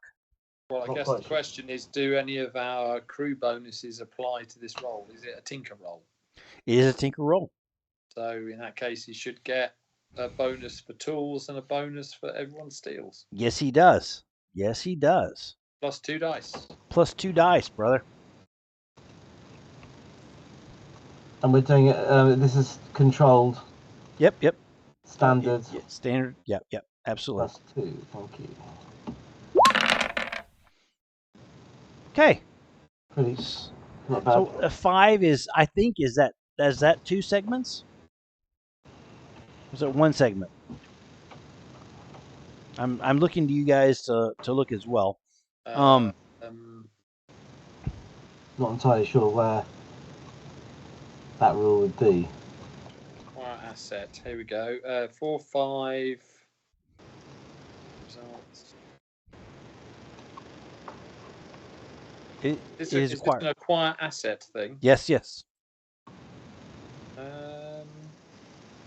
just here says it's about the tier of the thing. It doesn't say anything about that. Darn it. Okay. Acquire temporary use of an asset. Roll the crew's tier. Result indicates the quality of the asset. Or is this a long-term project? Here we go. No, long-term project. Yes. 5 is a 2 segments. Cool. Perfect. So you have finished your Wrecker's Poop right here. Yeah. And I've also got a training in insight. Yeah. Okay. So one more training in insight, and I've got the I've got the poop juice. You have the poop juice. Absolutely. And it's already working on Cedric because she's farting hard. So you have developed this poop juice, and you have had a couple of queries over time from urchins that have come across to say, "Hey, have you got the stuff done for the Red Devils? Blue Devils, sorry." So, but now, yeah, you'll be able to say so. And so your training is up, flat out. So you gain the training you wanted in this. So was it in the one that you get 2 for, or is it the one you get 1 for? What do you mean 1 or 2 for? So your crew has a special capability of getting prowess training. Prowess. Yeah. Is it in one of the prowess things? No, it's an insight. Okay. So if it's an insight, you get 1. Yeah. And you I've get only that added 1. So. And you have added another one? Yeah, just 1. Okay. Very good. So prowess, not prowess, insight. INSIGHT 1. Okay. So you get another flag in insight. Can I'm not going to make a decision if you don't want us to make a decision now, but can I just say that at this stage I'm carrying my share of the coin? Oh. I would like to hear how that goes with your team. Is that the plan? Well, I mean, I would say we should keep some back for the crew. There was 16 coin, and there's 5 of us. Well, there's 4 of us. Sorry, 5 of us. 3 coin. We take 2 coin each, and then keep the rest. Keep the rest in the in yeah. Yeah. 2 coin each, so we deducted 10 coin. That leaves us, because we had a coin left over, so that leaves us with 7 coin for the crew.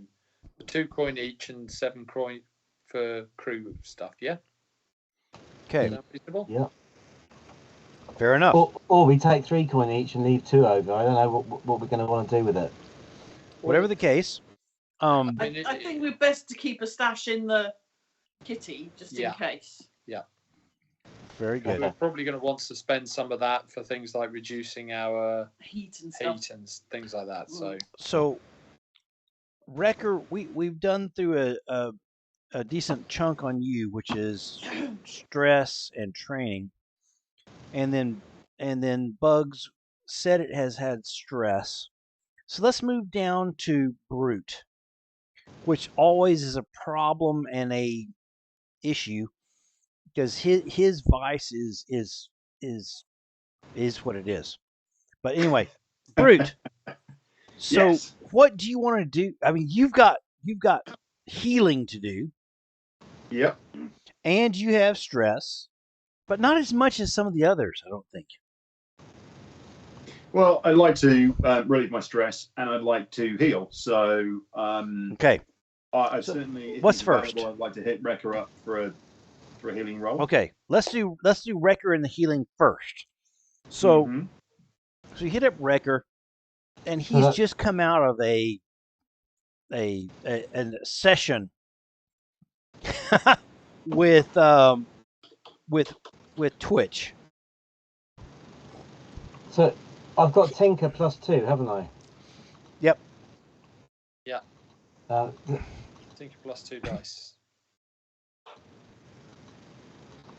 So Brute is trying to get healed. There you go. So how many segments is that for a 4-segment dice? So, but can I just say again? I can see. I don't know if this is the case with anybody else, but these dice. I've got a 2, a 6, a 4, and a 4, and actually it's a 2, a 5, a 3, and a 2. Wow. So, again, I don't know whether there's a. Dang it. Because I'm watching the dice, Oh. and I was not watching that, and so Yeah, I was on the screen. I've got that on the screen as well. Yeah. That's bizarre. I thought I got a 6. That's not yeah. So You got because 5, because I was staring at the 6, I'll give you a 6. But so tell me how many segments does that give you out of a 4-segment clock? 3. Okay. So you are 3 up on a 4-segment clock to healing the 1 heal that you need. Okay? Which takes me to the full progress. Oh, So you had 1 already? Yeah. Very good. Well, I had 2 actually, but yeah. Okay, so you're healed up. Yep. So no more. No more, you're healed. What I'd like to do is then check in on Polonia, if I may, as that was what I was going to do anyway until I was rudely interrupted by a rocket. So what I'll say on that. Let me do this. So your first action was heal, Mm-hmm. and you got you're full up. Yep. Okay, I'm typing that in, and so that was your first action. Yep. So before you go to Polonia, let me move down the queue. Okay. To others that have not taken their first one. So okay. No problem. Pete has taken the functional vice and 6 stress removed.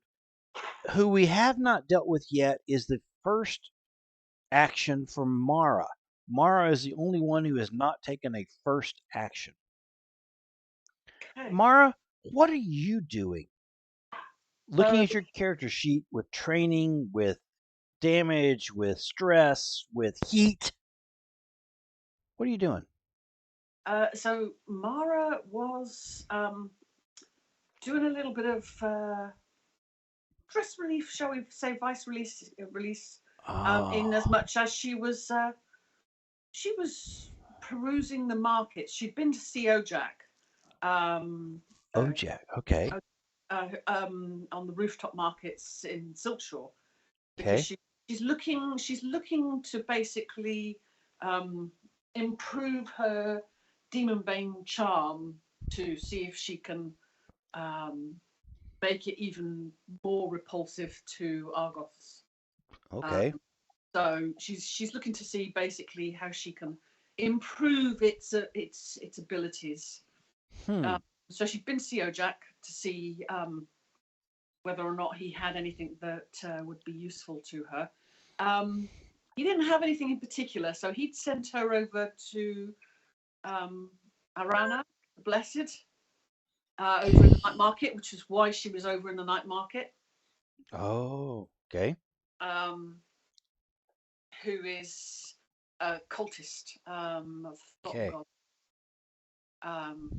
And apparently she has some particular herbs and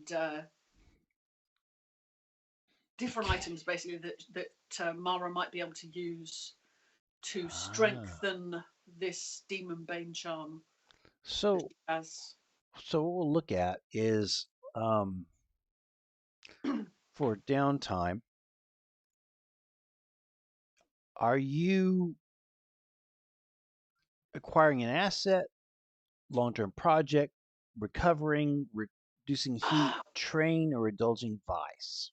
Well, it's kind of a little bit along the lines of indulging vice and kind of a little bit of getting an asset and tinkering, to be honest, because what I want to do, as I say, is tweak this Demon's Bane charm that I have. Ooh. As a whisper. So what I'm going to say is let's make this a long-term project. Okay. Yep. Okay. Yep. And so we're going to put a clock on you, and it may be something you can do on your character sheet, or it may be something we have to do elsewhere. Okay. But I'm only going to make this a 4-segment project to improve that. Okay? Yep. So you're working on a long-term project. You've got a 4-segment clock to fill. So you can roll to try and start the fill on this. Okay. What am I rolling? Am I rolling Tinker? How does that work? Oh gosh, how does that work? Yeah. I just I'm failing here. I think it is. Is this an action roll, guys? Yeah. Anyone? Roll a trait. Roll a trait. Very good. Long-term project. So whichever trait is appropriate, attune would seem reasonable. Well, so long-term project. What is the name of your long-term project? I'm gonna write this down. Well, it's modified my demon charm, the Demon's Bane charm that I have. So is to modify, improve, reinforce. Got it. Yeah. So modify Demon Bane's charm. Got it. Yeah. Okay. So let's roll this. Okay.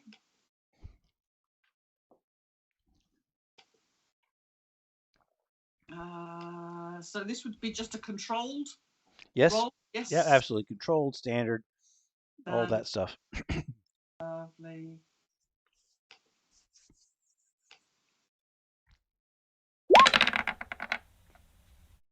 Okay. So I'm going to take a quick look to make sure that this is what came down here as well. So 5 and 1. That's what I got for the dice this time. 2 segments. 2 segments. So you're halfway there to improving that charm to be more powerful against Agaz finding you. And that's important because Agaz is actively seeking your trace. Is indeed. And I will say, at the end of this, if you have not filled up this clock, he is going to be able to find your psychic trace and start whispering to you. Okay. Not worth spending a coin for an extra. Anyway, so I'm going to go down. Let me see where Mara was. She got a 2 off that 2. And then we're going to start scrolling back up to those who have not had their second. So Wrecker had a stress relief from drinking and a training deal. Is that right? Wrecker? Can't hear you. Wrecker, can you hear me? Yeah, that's right. Yeah, that's right. Yeah. Those are my Okay. two Sorry, you were freebies saying? gone. I thought there was. Well, didn't he have 3? Because he also had the long-term poop juice thing. Well, That's how I got that was his training. So his training went up 1. So his 5 stress was from his drinking and hanging out with you guys, and then his training was working his poop juice. Can we spend any money yet, or Let's move down till everyone's had their second, and then let's move back up for money. Is that okay, everybody? Yep. Okay. Yep. So Said It has had -4. She's had 4 stress moved off, and has not had a second. What do you want to do with your second issue? By the way, your freaking heat is high, all of you. Just so you know. I think this is where we probably should spend some crew funds. Mm-hmm. So once everyone's done their personal actions, then we Fair enough. We can discuss how we're going to reduce our heat. And Very good. So it seems unfair to take out people's personal actions. Fair enough. Crew heat. So Said It. What do you want to do for your personal action? Your second one. I stress for it. Stress is the killer. It's the mind killer. I'm sorry? Stress is the killer. It's the Yes, mind. it is. Yes, it is. So I want to get rid of my stress. So Vice? The only way I know of.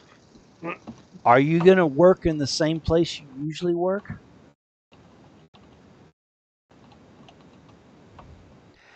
I only say this because you have received this goofy little love letter.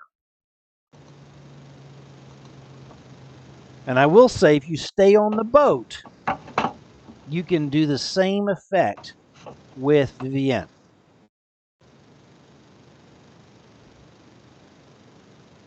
She'll get the wrong idea, and she's already over. Oh, yeah.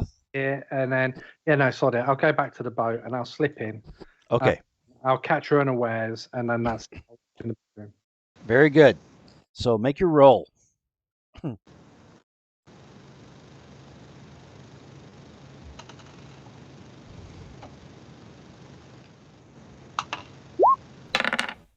Four. That takes. I'll carry that. You're breaking up. Well done.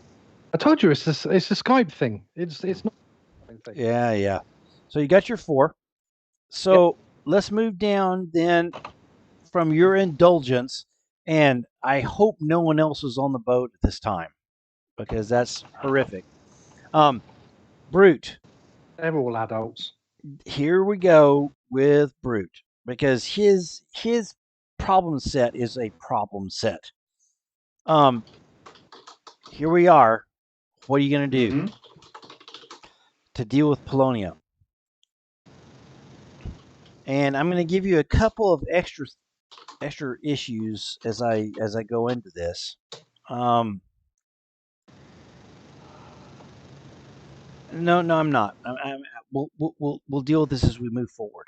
So what's your issue? What are you going to do? Well, I'm going to check in on Polonia. Okay. When I spoke to her last, she was working on her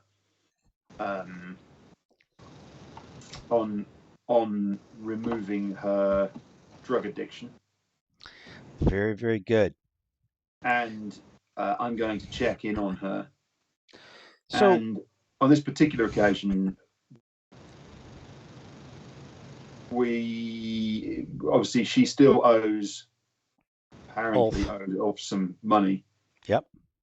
And should anybody have come anywhere near her, then I will be getting reports on that and following it up. So you got a note from the Red Lantern that you needed to come down. Okay. And so you're heading down that way, and it is to see I'm sorry. Here we go. Boom. I set this up so I could say the words correctly. You're seeing Ruby. Yeah. Ruby Teslin. And when you get down to the Red Lantern, the shards of the sun have just dipped below the horizon.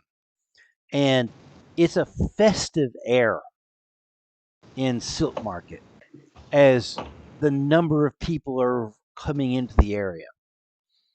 And you enter the Red Lantern ahead of the crowds, and Ruby is there. And she says, okay. Tell me, what's going on? You thought you were going to have her tell you what's going on. She's asking you to tell her what's going on.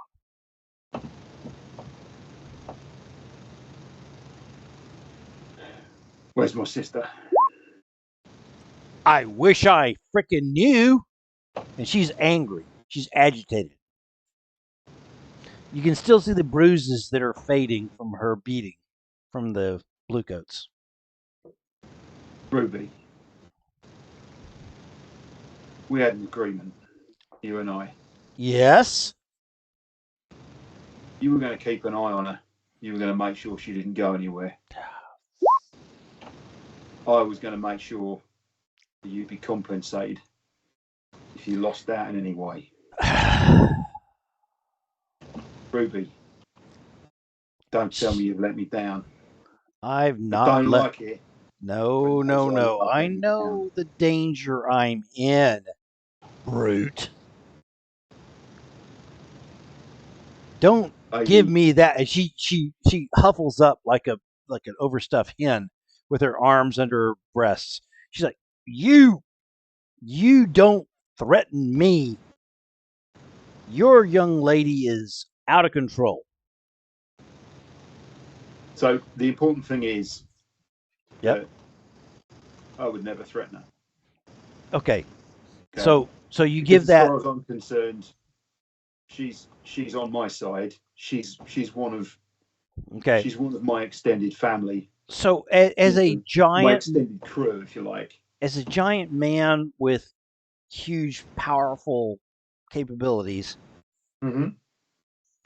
you could see how she might take this as a possible threat. So talk her down. Well, actually, what I do is I just open my arms wide with it until literally very rapidly. I open my arms wide and I put them round her gently. Yeah. And I hold her to me and I just pat her gently and I say, we'll work it out together. All right, girl. Okay. And then I let her go. That solves that, by the way. And that's a big solve. And she says, so there's a couple of pieces of information I want to drop at this point. So we know that Polona owes at least 3 coin to Ulf for Spark. And I'm going to go up here and take a quick look at what I wrote down.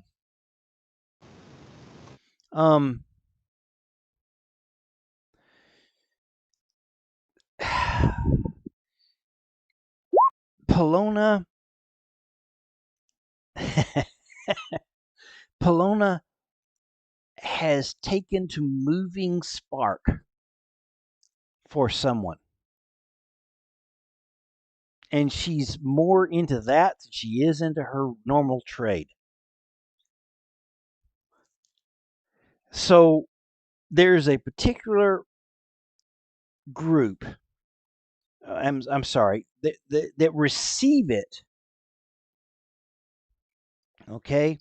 And this group that receives the Spark is called, can anyone beat me to it? Is the dang it, I'm looking up here.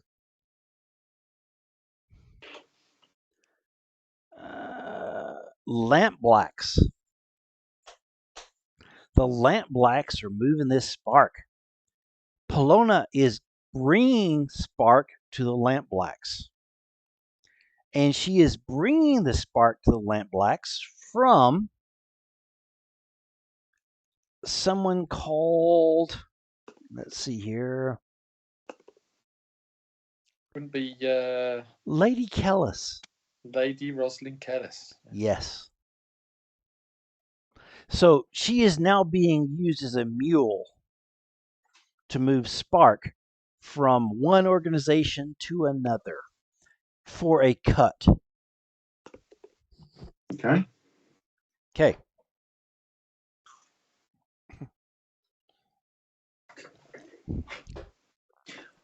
So you are given that information by Ruby. She says, I think this is going on. I don't know. She's not here when she should be here. I know that, and she's agitated. Ruby cares about your sister. You think that Ruby took some of the lumps she took because she wants your sister to come out of this on the right side. However, it's been a move that you didn't expect, that she's now trying to move into moving drugs to get drugs. Okay. I have a distinct feeling that this is going to be one that we need to play out as a Fair crew. enough.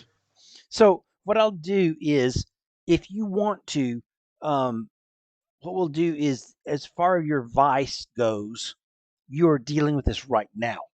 Mm-hmm. And so if you want to roll your vice, and then later on, either through a score or through something else, you choose to solve the problem, you can do that.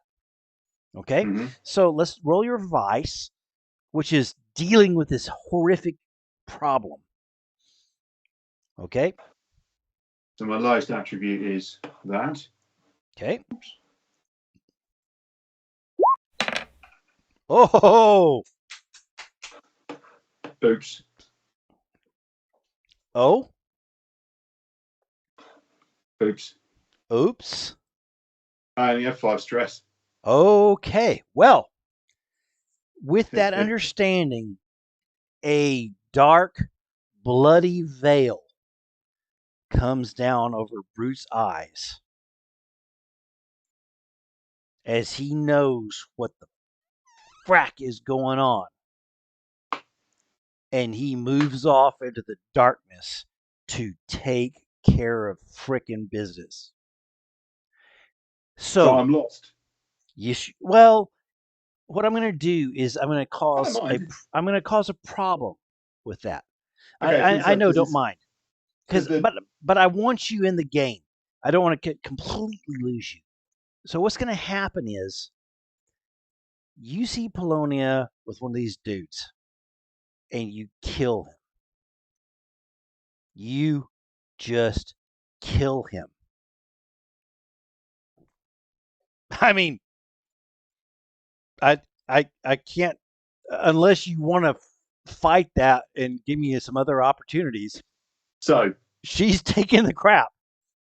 Go ahead. Tell me how this works out. The options that are listed about overindulgence are attracting trouble, bragging. I don't think bragging's relevant in this case. Lost, which could be a thing where I'm off dealing with this and we introduce a temporary replacement character. I don't mind. I'm actually perfectly happy to do that, by the way. Yeah, absolutely. Or tapped. And again, I don't think tapped really fits with this particular one. So we're either I'm lost or yes, I'm going to attract some very, very serious trouble. Yes. So if we're talking about entanglements, let's have a little look at entanglements. Okay. And it's possible. Let's not roll it. Let's just talk about it. Yeah. Okay. So I chase her down. Yeah. And she's with one of the. Is she with a lamp black? Oh yeah, she is. She's with a lamp black, and I basically beat the lamp. I actually don't. No, I do. I kill him. I beat him to death. Absolutely. I beat him to death. I'm that angry It's controlled ultra violence, and I basically Absolutely. smashed this guy to pieces. I don't actually mean to kill him, but I do, because I'm Yeah. just so brutal with him. I smash him Yeah. around so much, and the net result is that his spirit escapes and Yeah. is now unquiet, Very good. and will be coming to. Oh, I love it. I love it. I love it. I love it. And so you Okay. have caused problems to Lamp Blacks, and you Yeah. have saved your sister from a problem, and there's an unquiet spirit. Wow. But do you know what? I feel completely chilled after it. Oh, I bet you I'm do. so relaxed, man.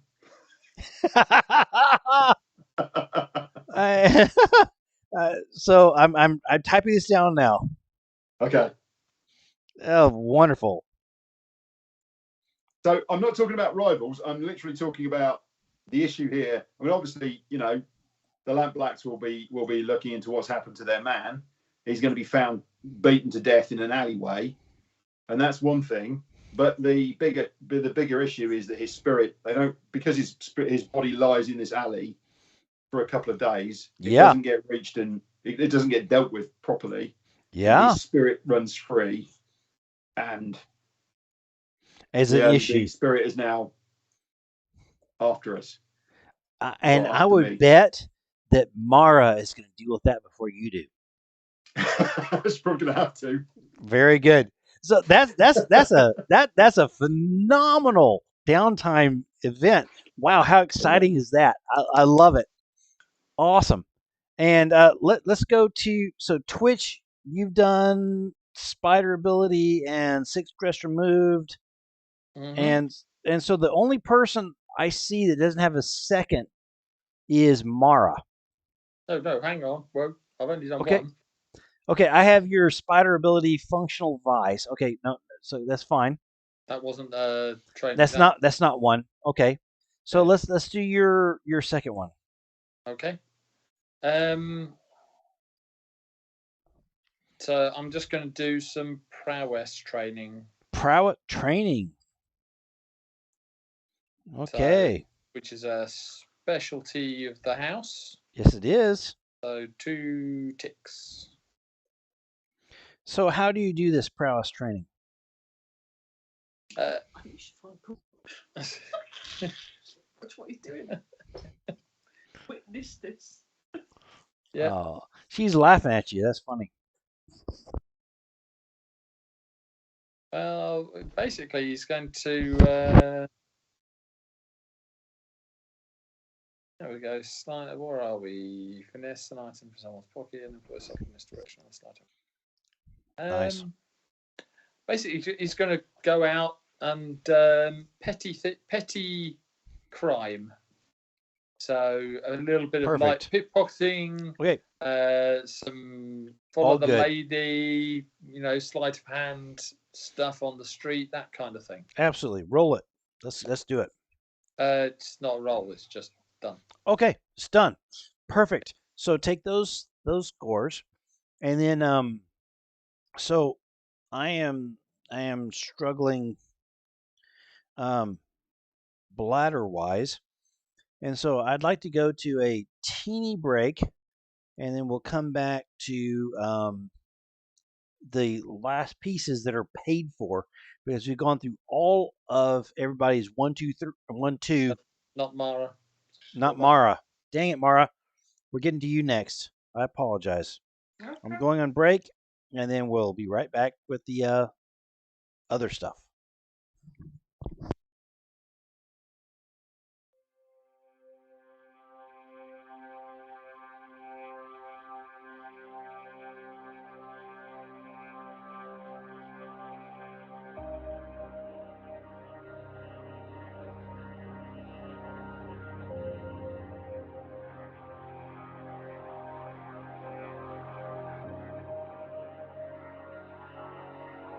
Can I just say, it makes me very happy that the picture on the break screen is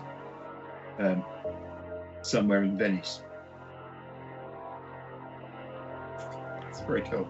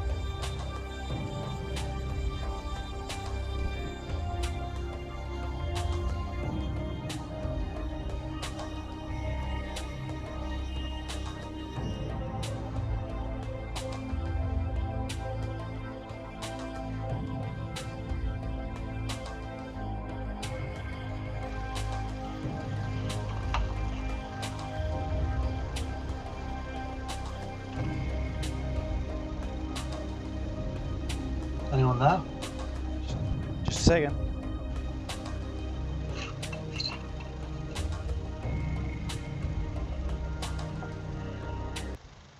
Is my microphone better? I think your microphone's good. I see John above. I see Said It. Pete looks a little bit frozen. I'm hoping that he's there. He's there. So we've got the group back.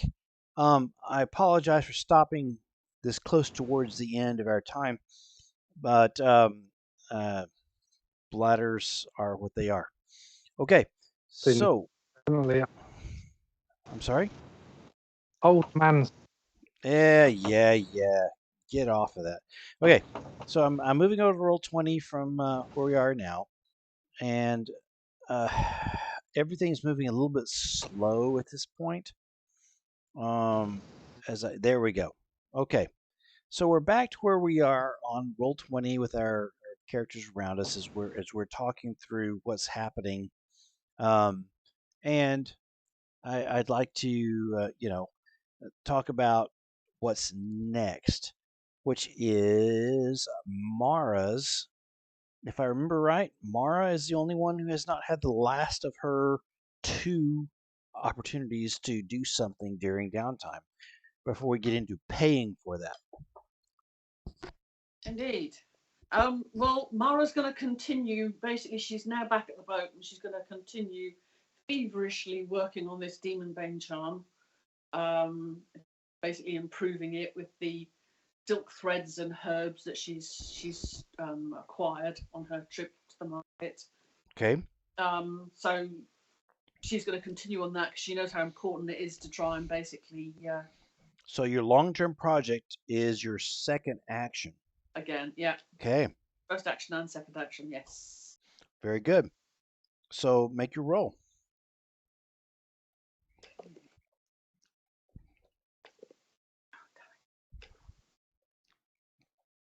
Sorry. So last time you got a 2, and Yeah. and we're hopeful this time it's going to be a better. I mean, it won't take too much to get you where you need to go.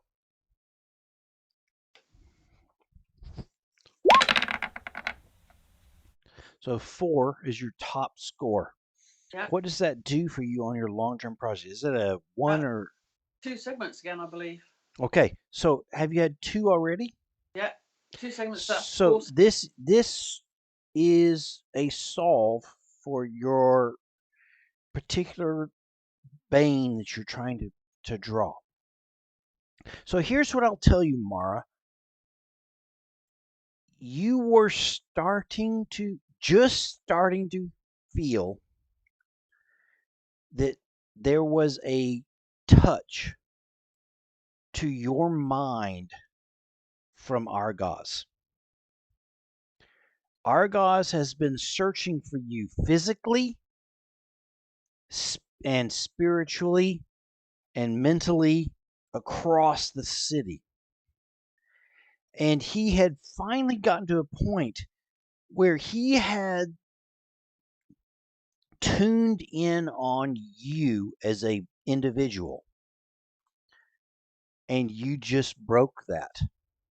This is huge. You broke the chance that he had to start whispering into your mind and find you. So that particular event you just did is huge. Well done. Okay. Yep. So having gone through everyone's pieces, and we're at now 9:50, we can go on a little bit. Does the team want to try anything extra? Your heat is not good. Yeah, I think as a team we should try and remove our heat. Who does that? Or can we do it as a team action? It's not really a team act. Someone has to say they're moving heat. Okay, other people can say they're trying to help, etc. But so are we going to build on what we did last week and basically build up the animosity between the blue coats and hang on, stop. What we did to remove heat last time round was actually paint the boat and move it. It Yep. wasn't. We did It that. wasn't. Yeah, we did that. Mhm. It wasn't the spreading of the rumours and I the mean- twisting of the bluecoats. Building on our actions last week, where we were trying to basically frame the bluecoats for the Oh yeah. for the thing with Ulf Ironborn. I would have thought that would increase our heat because basically they'll be trying to work out who it is that's basically spreading these. Well, it did. Rumours It did about them. increase our heat, but basically, what we've got to do is try and now offset that. Say, no, actually, it wasn't us. It really was the bluecoats, Or it really was. It was Ulf. or the other way It was round. Ulf making a huge. Maybe what we do is we. Trying to blame the bluecoats for it. I'm wondering if we maybe can we disguise ourselves or Can we- disguise one of us, probably Brute,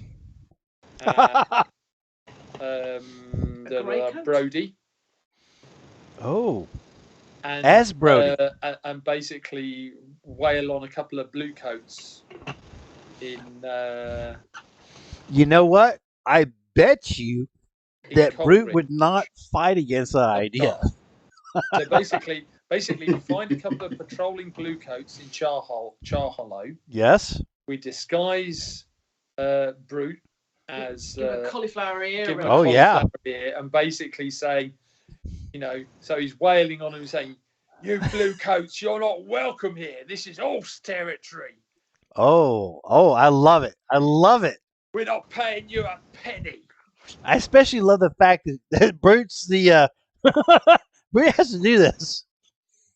So the only thing about this, of course, is that Brute's skin colour and things count against him. So we are going to need quite a lot of disguise work. Oh, Okay.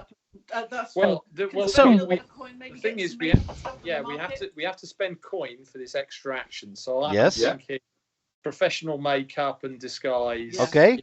Body pat, proper So- outfit. So what we'll do with this is, with the extra coin, I will say, make us a roll.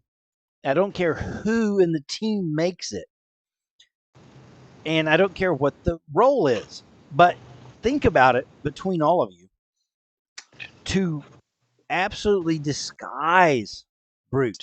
So sway is a disguise technique. Yes. And Anyone we have with some more than tinker stuff, and we have or some. there's tinker. And what about? It's either sway or disguise. It's either sway or tinker, isn't it? Yeah. So I've got 1 point in sway and 1 point in tinker. Well, no, tinker we've got bonuses for. We get 2 die bonuses for crew Yeah. tinker. And I've got Yep. 2 in Tinker already. Ah, Yeah. look at that! Give us 4. Well, Look at that! So I love the idea of Wrecker making this disguise. How Yeah. cool is that? Yeah, we buy him a load of ingredients, chemical Absolutely. ingredients and stuff like that. And what he does is he makes up this alchemical paste that he Oh, puts on absolutely. some I skin to love lighten it. And he builds this prosthetic ear out of all this weird. Oh, yeah. wax and Out- goo out that he of, sticks on the side of my head. Mm-hmm. I suppose it would probably, in fact, actually, I have a feeling it's going to be Twitch who shaves all my beard down, my hair, and yeah. does all that, because I'm going to sit quite. So I'll just basically sit quietly, and then we've got some clothing, so that we've Yes. purchased some clothing, and I think Mara will help with adjusting the clothing so it looks perfect. So she's not Absolutely. making the clothes, but what she's Yeah. doing is colouring them and adjusting them so they look like a perfect fit. So Well done. everything is put together, and so it's not the fighting Yes. that does the releasing; it's the tinkering. So that does the I listing love of it. the thing. So Tinker is the Yeah. role, and I want to see this wonderful Tinker role to make this happen. Please, Okay. please don't screw this up, Felix. Yeah. So Is that this- 4 dice you've got there, Felix? I think Yeah. so. Yeah, it's 2 plus 2. Yep. Yeah.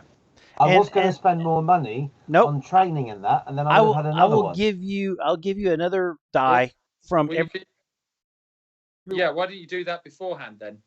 Cool. But we're not doing that yet. We can do it if we want. Well, I mean, we can do it in any order, right? Yeah. So if Right. Wrecker can raise his Tinker roll before we make the roll for the disguise, that would be even better. Is that okay? Anthony? Anthony, we can't hear you. So we could You've combine muted it and basically say, look, this is like his. Can't hear you. Who? Me? Anthony. Anthony. Oh, Anthony, we can't Still hear you. No, it's not picking up your microphone.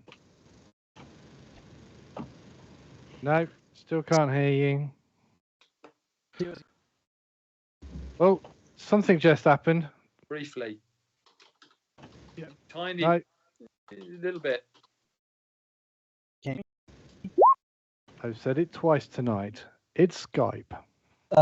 Or Anthony, is your headset plugged in? You're on mute now. Mute. And Oh, yeah. It's definitely on mute to us. and Okay. unmute. Unmute. You need to unmute yourself. Muted. Now you're unmuted. We still Hello? hear you. So something else is going wrong. So it could be your headset, or it could be some Try input. unplugging and replugging in your headset. Yeah.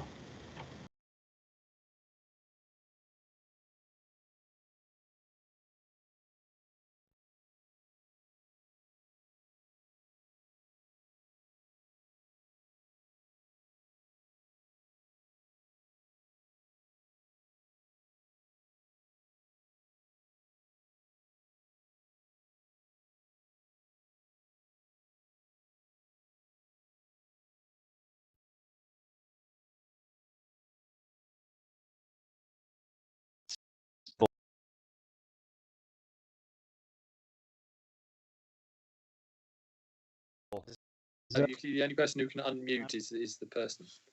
Be careful. I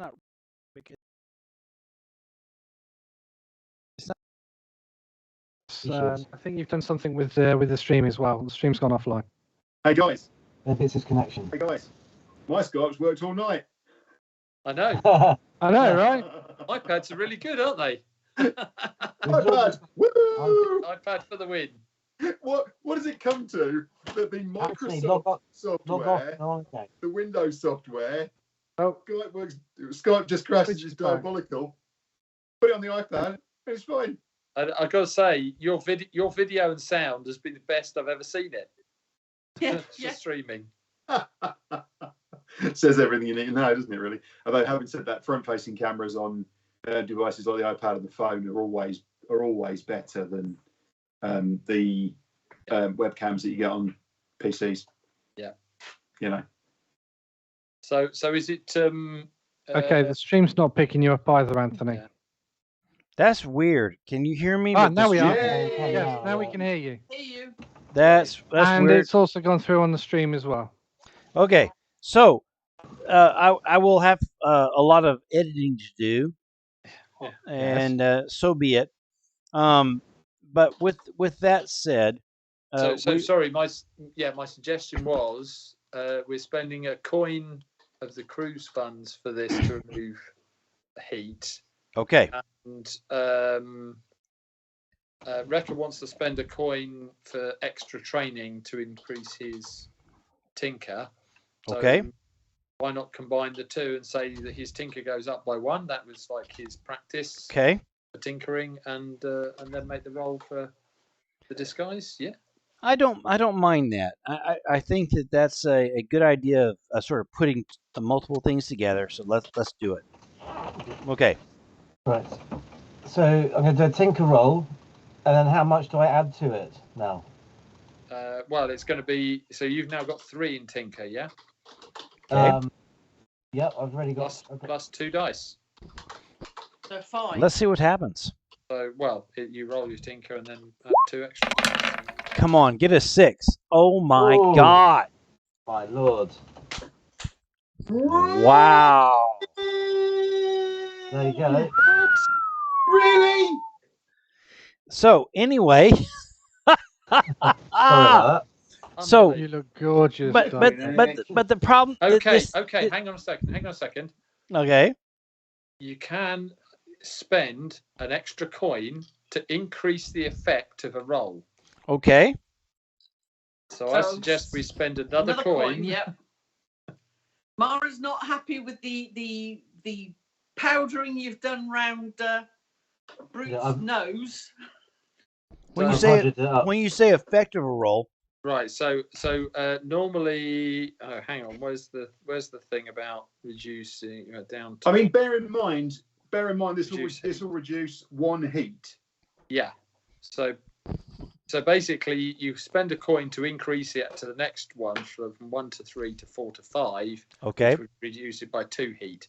So whether that's worth it or whether we spend the extra coin on basically another roll, that would seem to make more effect. More. I mean, we could basically do it a couple of times. Yeah. So right now you reduced 1 heat, correct? Yep. Yes. Can I also make a bargain or anything? No, there's no real bargain on this. No. Okay. No, not for heat rolls. You can't. Heat's gone down to 4. I think so. Yeah. How about we do it again? I mean, I would say, 1 is not a pattern of activity. Beating up some more blue coats is always a good idea. Why not? Yeah. Okay. Make another tinker roll. We'll spend another coin on it. Yep. Yep. Dice gods be good for us tonight. Here it is. No, Felix is going to screw you on this. Yeah. If this goes wrong, It's what it is. Don't worry about it. Yeah. It always reduces at least 1 heat, right? 6. 6. Okay. I'd have liked 2 Yes. 6s, Felix, but Well it done. reduces the heat by a further 3. Now, what it also does is it sets up the sowing of more confusion. Yeah. So doing it twice across a number of days leaves us in a situation where, and I deliberately target different groups of blue coats, and I give them a slapping. I mean, I give them a Oh, yeah, I bet you do. Right, I give them, but not so severe that they're I duff them up and kind of throw them around a bit, but I don't do anything, and then I run away. Yeah. All senses regards. So you've busted the crap out of a number of blue coats. I love it. And the war between Ulf and your particular blue coat faction has moved up. Absolutely. Well done. So what's the heat down to now? So you I don't know, moved but we just knocked it down by 4. 4. Yeah. So down to 1, I think. So I think so. Yeah. So we have gone through everyone's pieces here. Is there anything else you wish to do?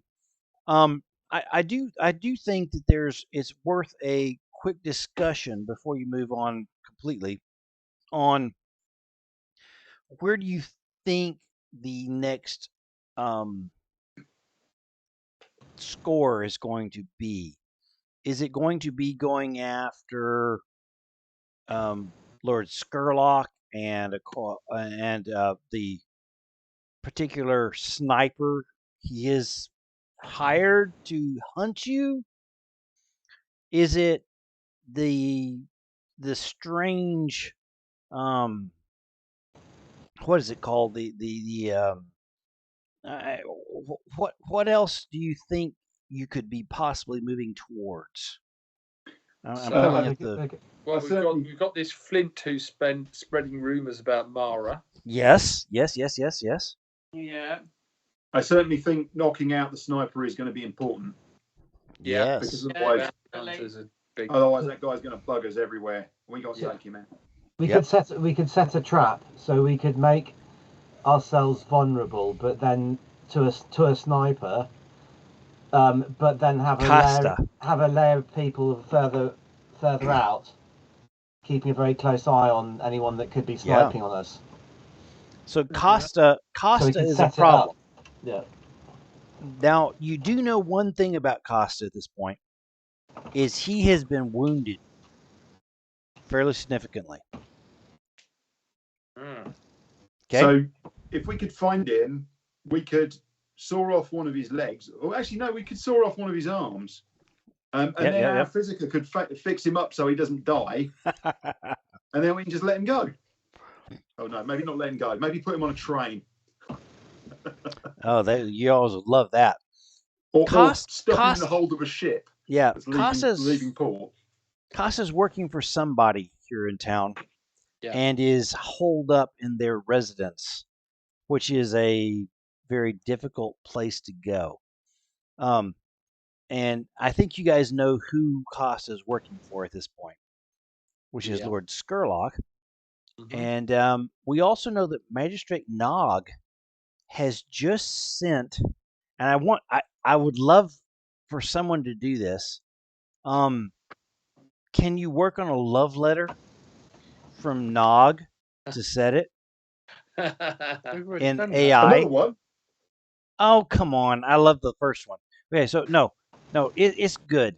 So Nog is so excited and lovey-dovey that he is seeking out Set It. Incoming voice call from Kirsten Donovan. We can explore that. Okay. So the stuff that Polonia is doing with carrying drugs from one place to another is scary. You guys have to think about that. Yeah. Rosalind Careless. Yeah, I think we've also got to deal with Lady Kellis at some point as well. So Lady Kellis and the Lamp Blacks. And then there's the Sedit threat as well. Which is that? The ominous thing that Sedit. Yeah. I would say that is probably the same problem that Mara's got. Okay? So Argos, the pitiless, may well be on the prowl to catch Mara.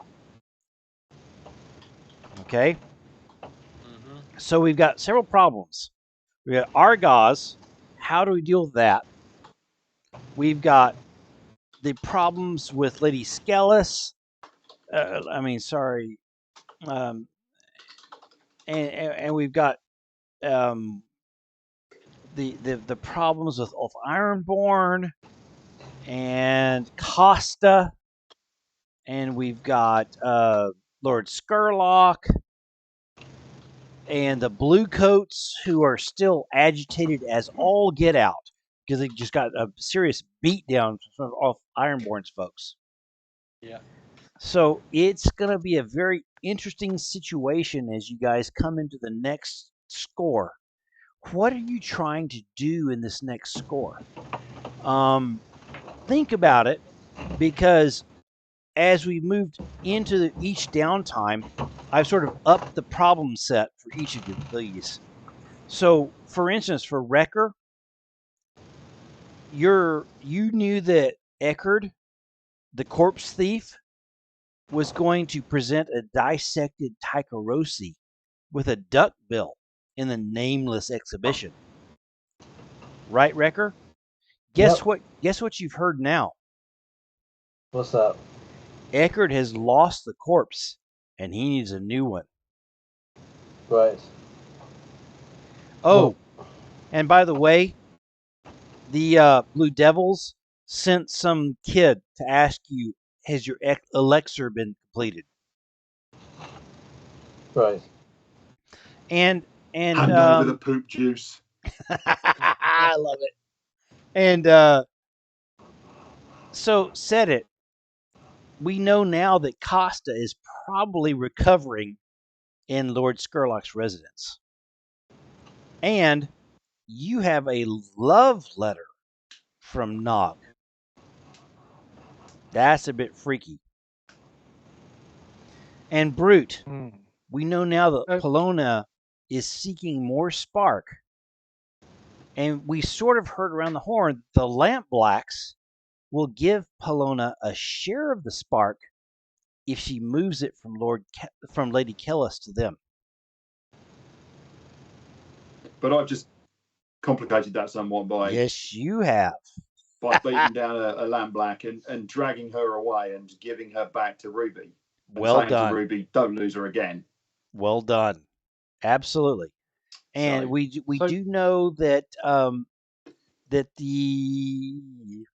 that Ulf, his 3 coin is still outgoing, and that he may take Polona for one of his own establishments if that's not paid. So And when you dealt with Polona last, she's got a glow about her. Okay, He's been taking Spark. I hope so. And then Twitch. If you had gone to the Jewel Bird and Shine as more than you had, they're leaning heavy on them. Yeah. Yeah. And not only that, the person who seems to be in charge of the protection racket is a particular person. And let me find his name. It's Brody Relgar. Yep. But we've just framed Brody Relgar. Yeah, the guy who got punched in the ear and knocked into the water. Yeah. Yeah. Absolutely. He happened to live, which is phenomenal. Yeah. But also a problem. But we've just framed him for beating up the. Yes, you have. So, and Mara, I was gonna say that Argos had started his whispering to you, but I'm not gonna do that because of how things worked out. But Okay. Argos is close to finding your psychic trace and being able to, and when he does, he will start whispering at you, which is not going to be a pleasant thing. I must admit. And go ahead. No, you go. No. I was going to say I don't really follow. So Brody Relgar was the guy in the boat. Yes. The brute hit on the side of the head and knocked him. Yes. So he was there to collect the coin that was being dropped through the bridge. Yes. So he was a very trusted person from Ulf, Ironborn. But why would Ulf drop money through the bridge from his own carriage to one of his own people? To get it where it needs to go. Well, why not just give it to him to take it? I mean, I'm not quite sure why the whole elaborate bridge thing. So to some extent, you think that maybe Ulf. So it's not always based on pure logic. Number one, because your DM is not capable of all things, but when Ulf was planning to move the money across to the bank, he came up with a couple of ideas. One is to move little pieces at a time. And then he realized he was getting too much money at once. And he came up with this elaborate plan where he would drop the money and move it across and no one would catch it. But he wanted it to go to his own people who would then carry it across the bank. Okay, yeah. Okay. And so that was roughly his idea. And is Ulf completely as smart as you guys? No. He was trying to come up with ways to protect his money as he moved it across. He obviously failed because you guys got a lot of freaking money. Yeah. To do with what you want. And bottom line, as we move to the end of this evening at 10:16, we move through everything else. What I will say is before we start the next score, if you want to spend some more coin to take down heat, stress, or where people are damaged, we can go through that and do a couple little things to try and solve it. Because you guys are still high stress, high heat, and there's still damage to some of you. We've only got one heat. Yeah, the heat's better. Heat's better. Okay. We've You're mostly right. discussed- Heat's better. I So have a dinged elbow. Sorry, Twitch has a dinged elbow. yep. It says here left arm useless, but it's only a one. No, and it's not useless anymore. Okay, so it's just a dinged elbow. Yes. Okay. And John, I think John had something wrong as well. So I'll just leave that open as we start next time. That there are some. I'll let you do some more actions with the money that you got left. Choose instead of doing it now at 10:17 at night. Yeah. I thought it was a decent downtime. You guys got a lot done. There's a lot of things going on, and I'm very interested to see where you focused your effort next time, because there's a lot of problem sets to solve. And good luck, because yeah, they're getting crazy and weirder every time. Every time that I hear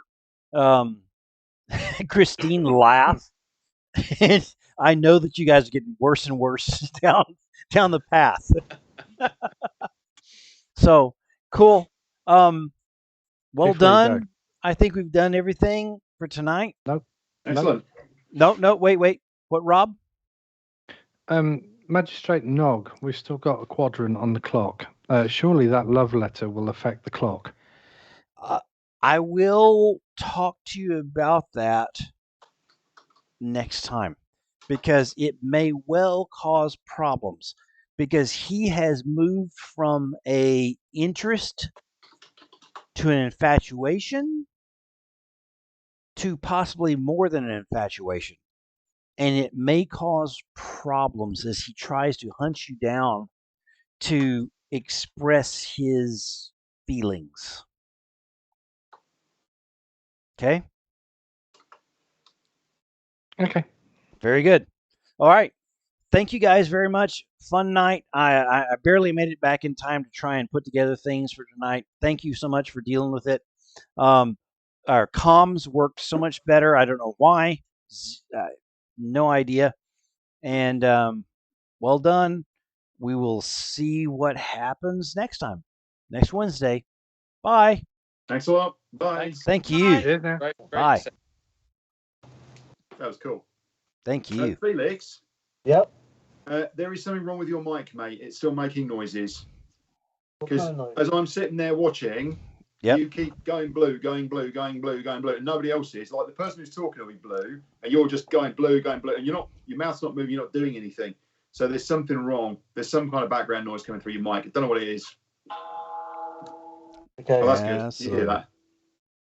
Just- It's my alarm. So yeah. Wow. So I just thought I'd highlight that. All right, guys. Take care of Bye. yourself. Bye. Cheers. I think we're off. Holy crap. No, you're still on. I'm still streaming. It shows Yeah. I'm not streaming on. Wow. It's been really slow tonight. I'm doing everything. I think I'm down. So, okay. Hopefully it's No, you're still up. still streaming, Yep. even though it says I'm not and everything else. You're still live. Give me a second, and hopefully it will. Oh, holy crap! It's really moving so slow. There you go. Nene Valley RPG Society, Blades in the Dark. Yep, and but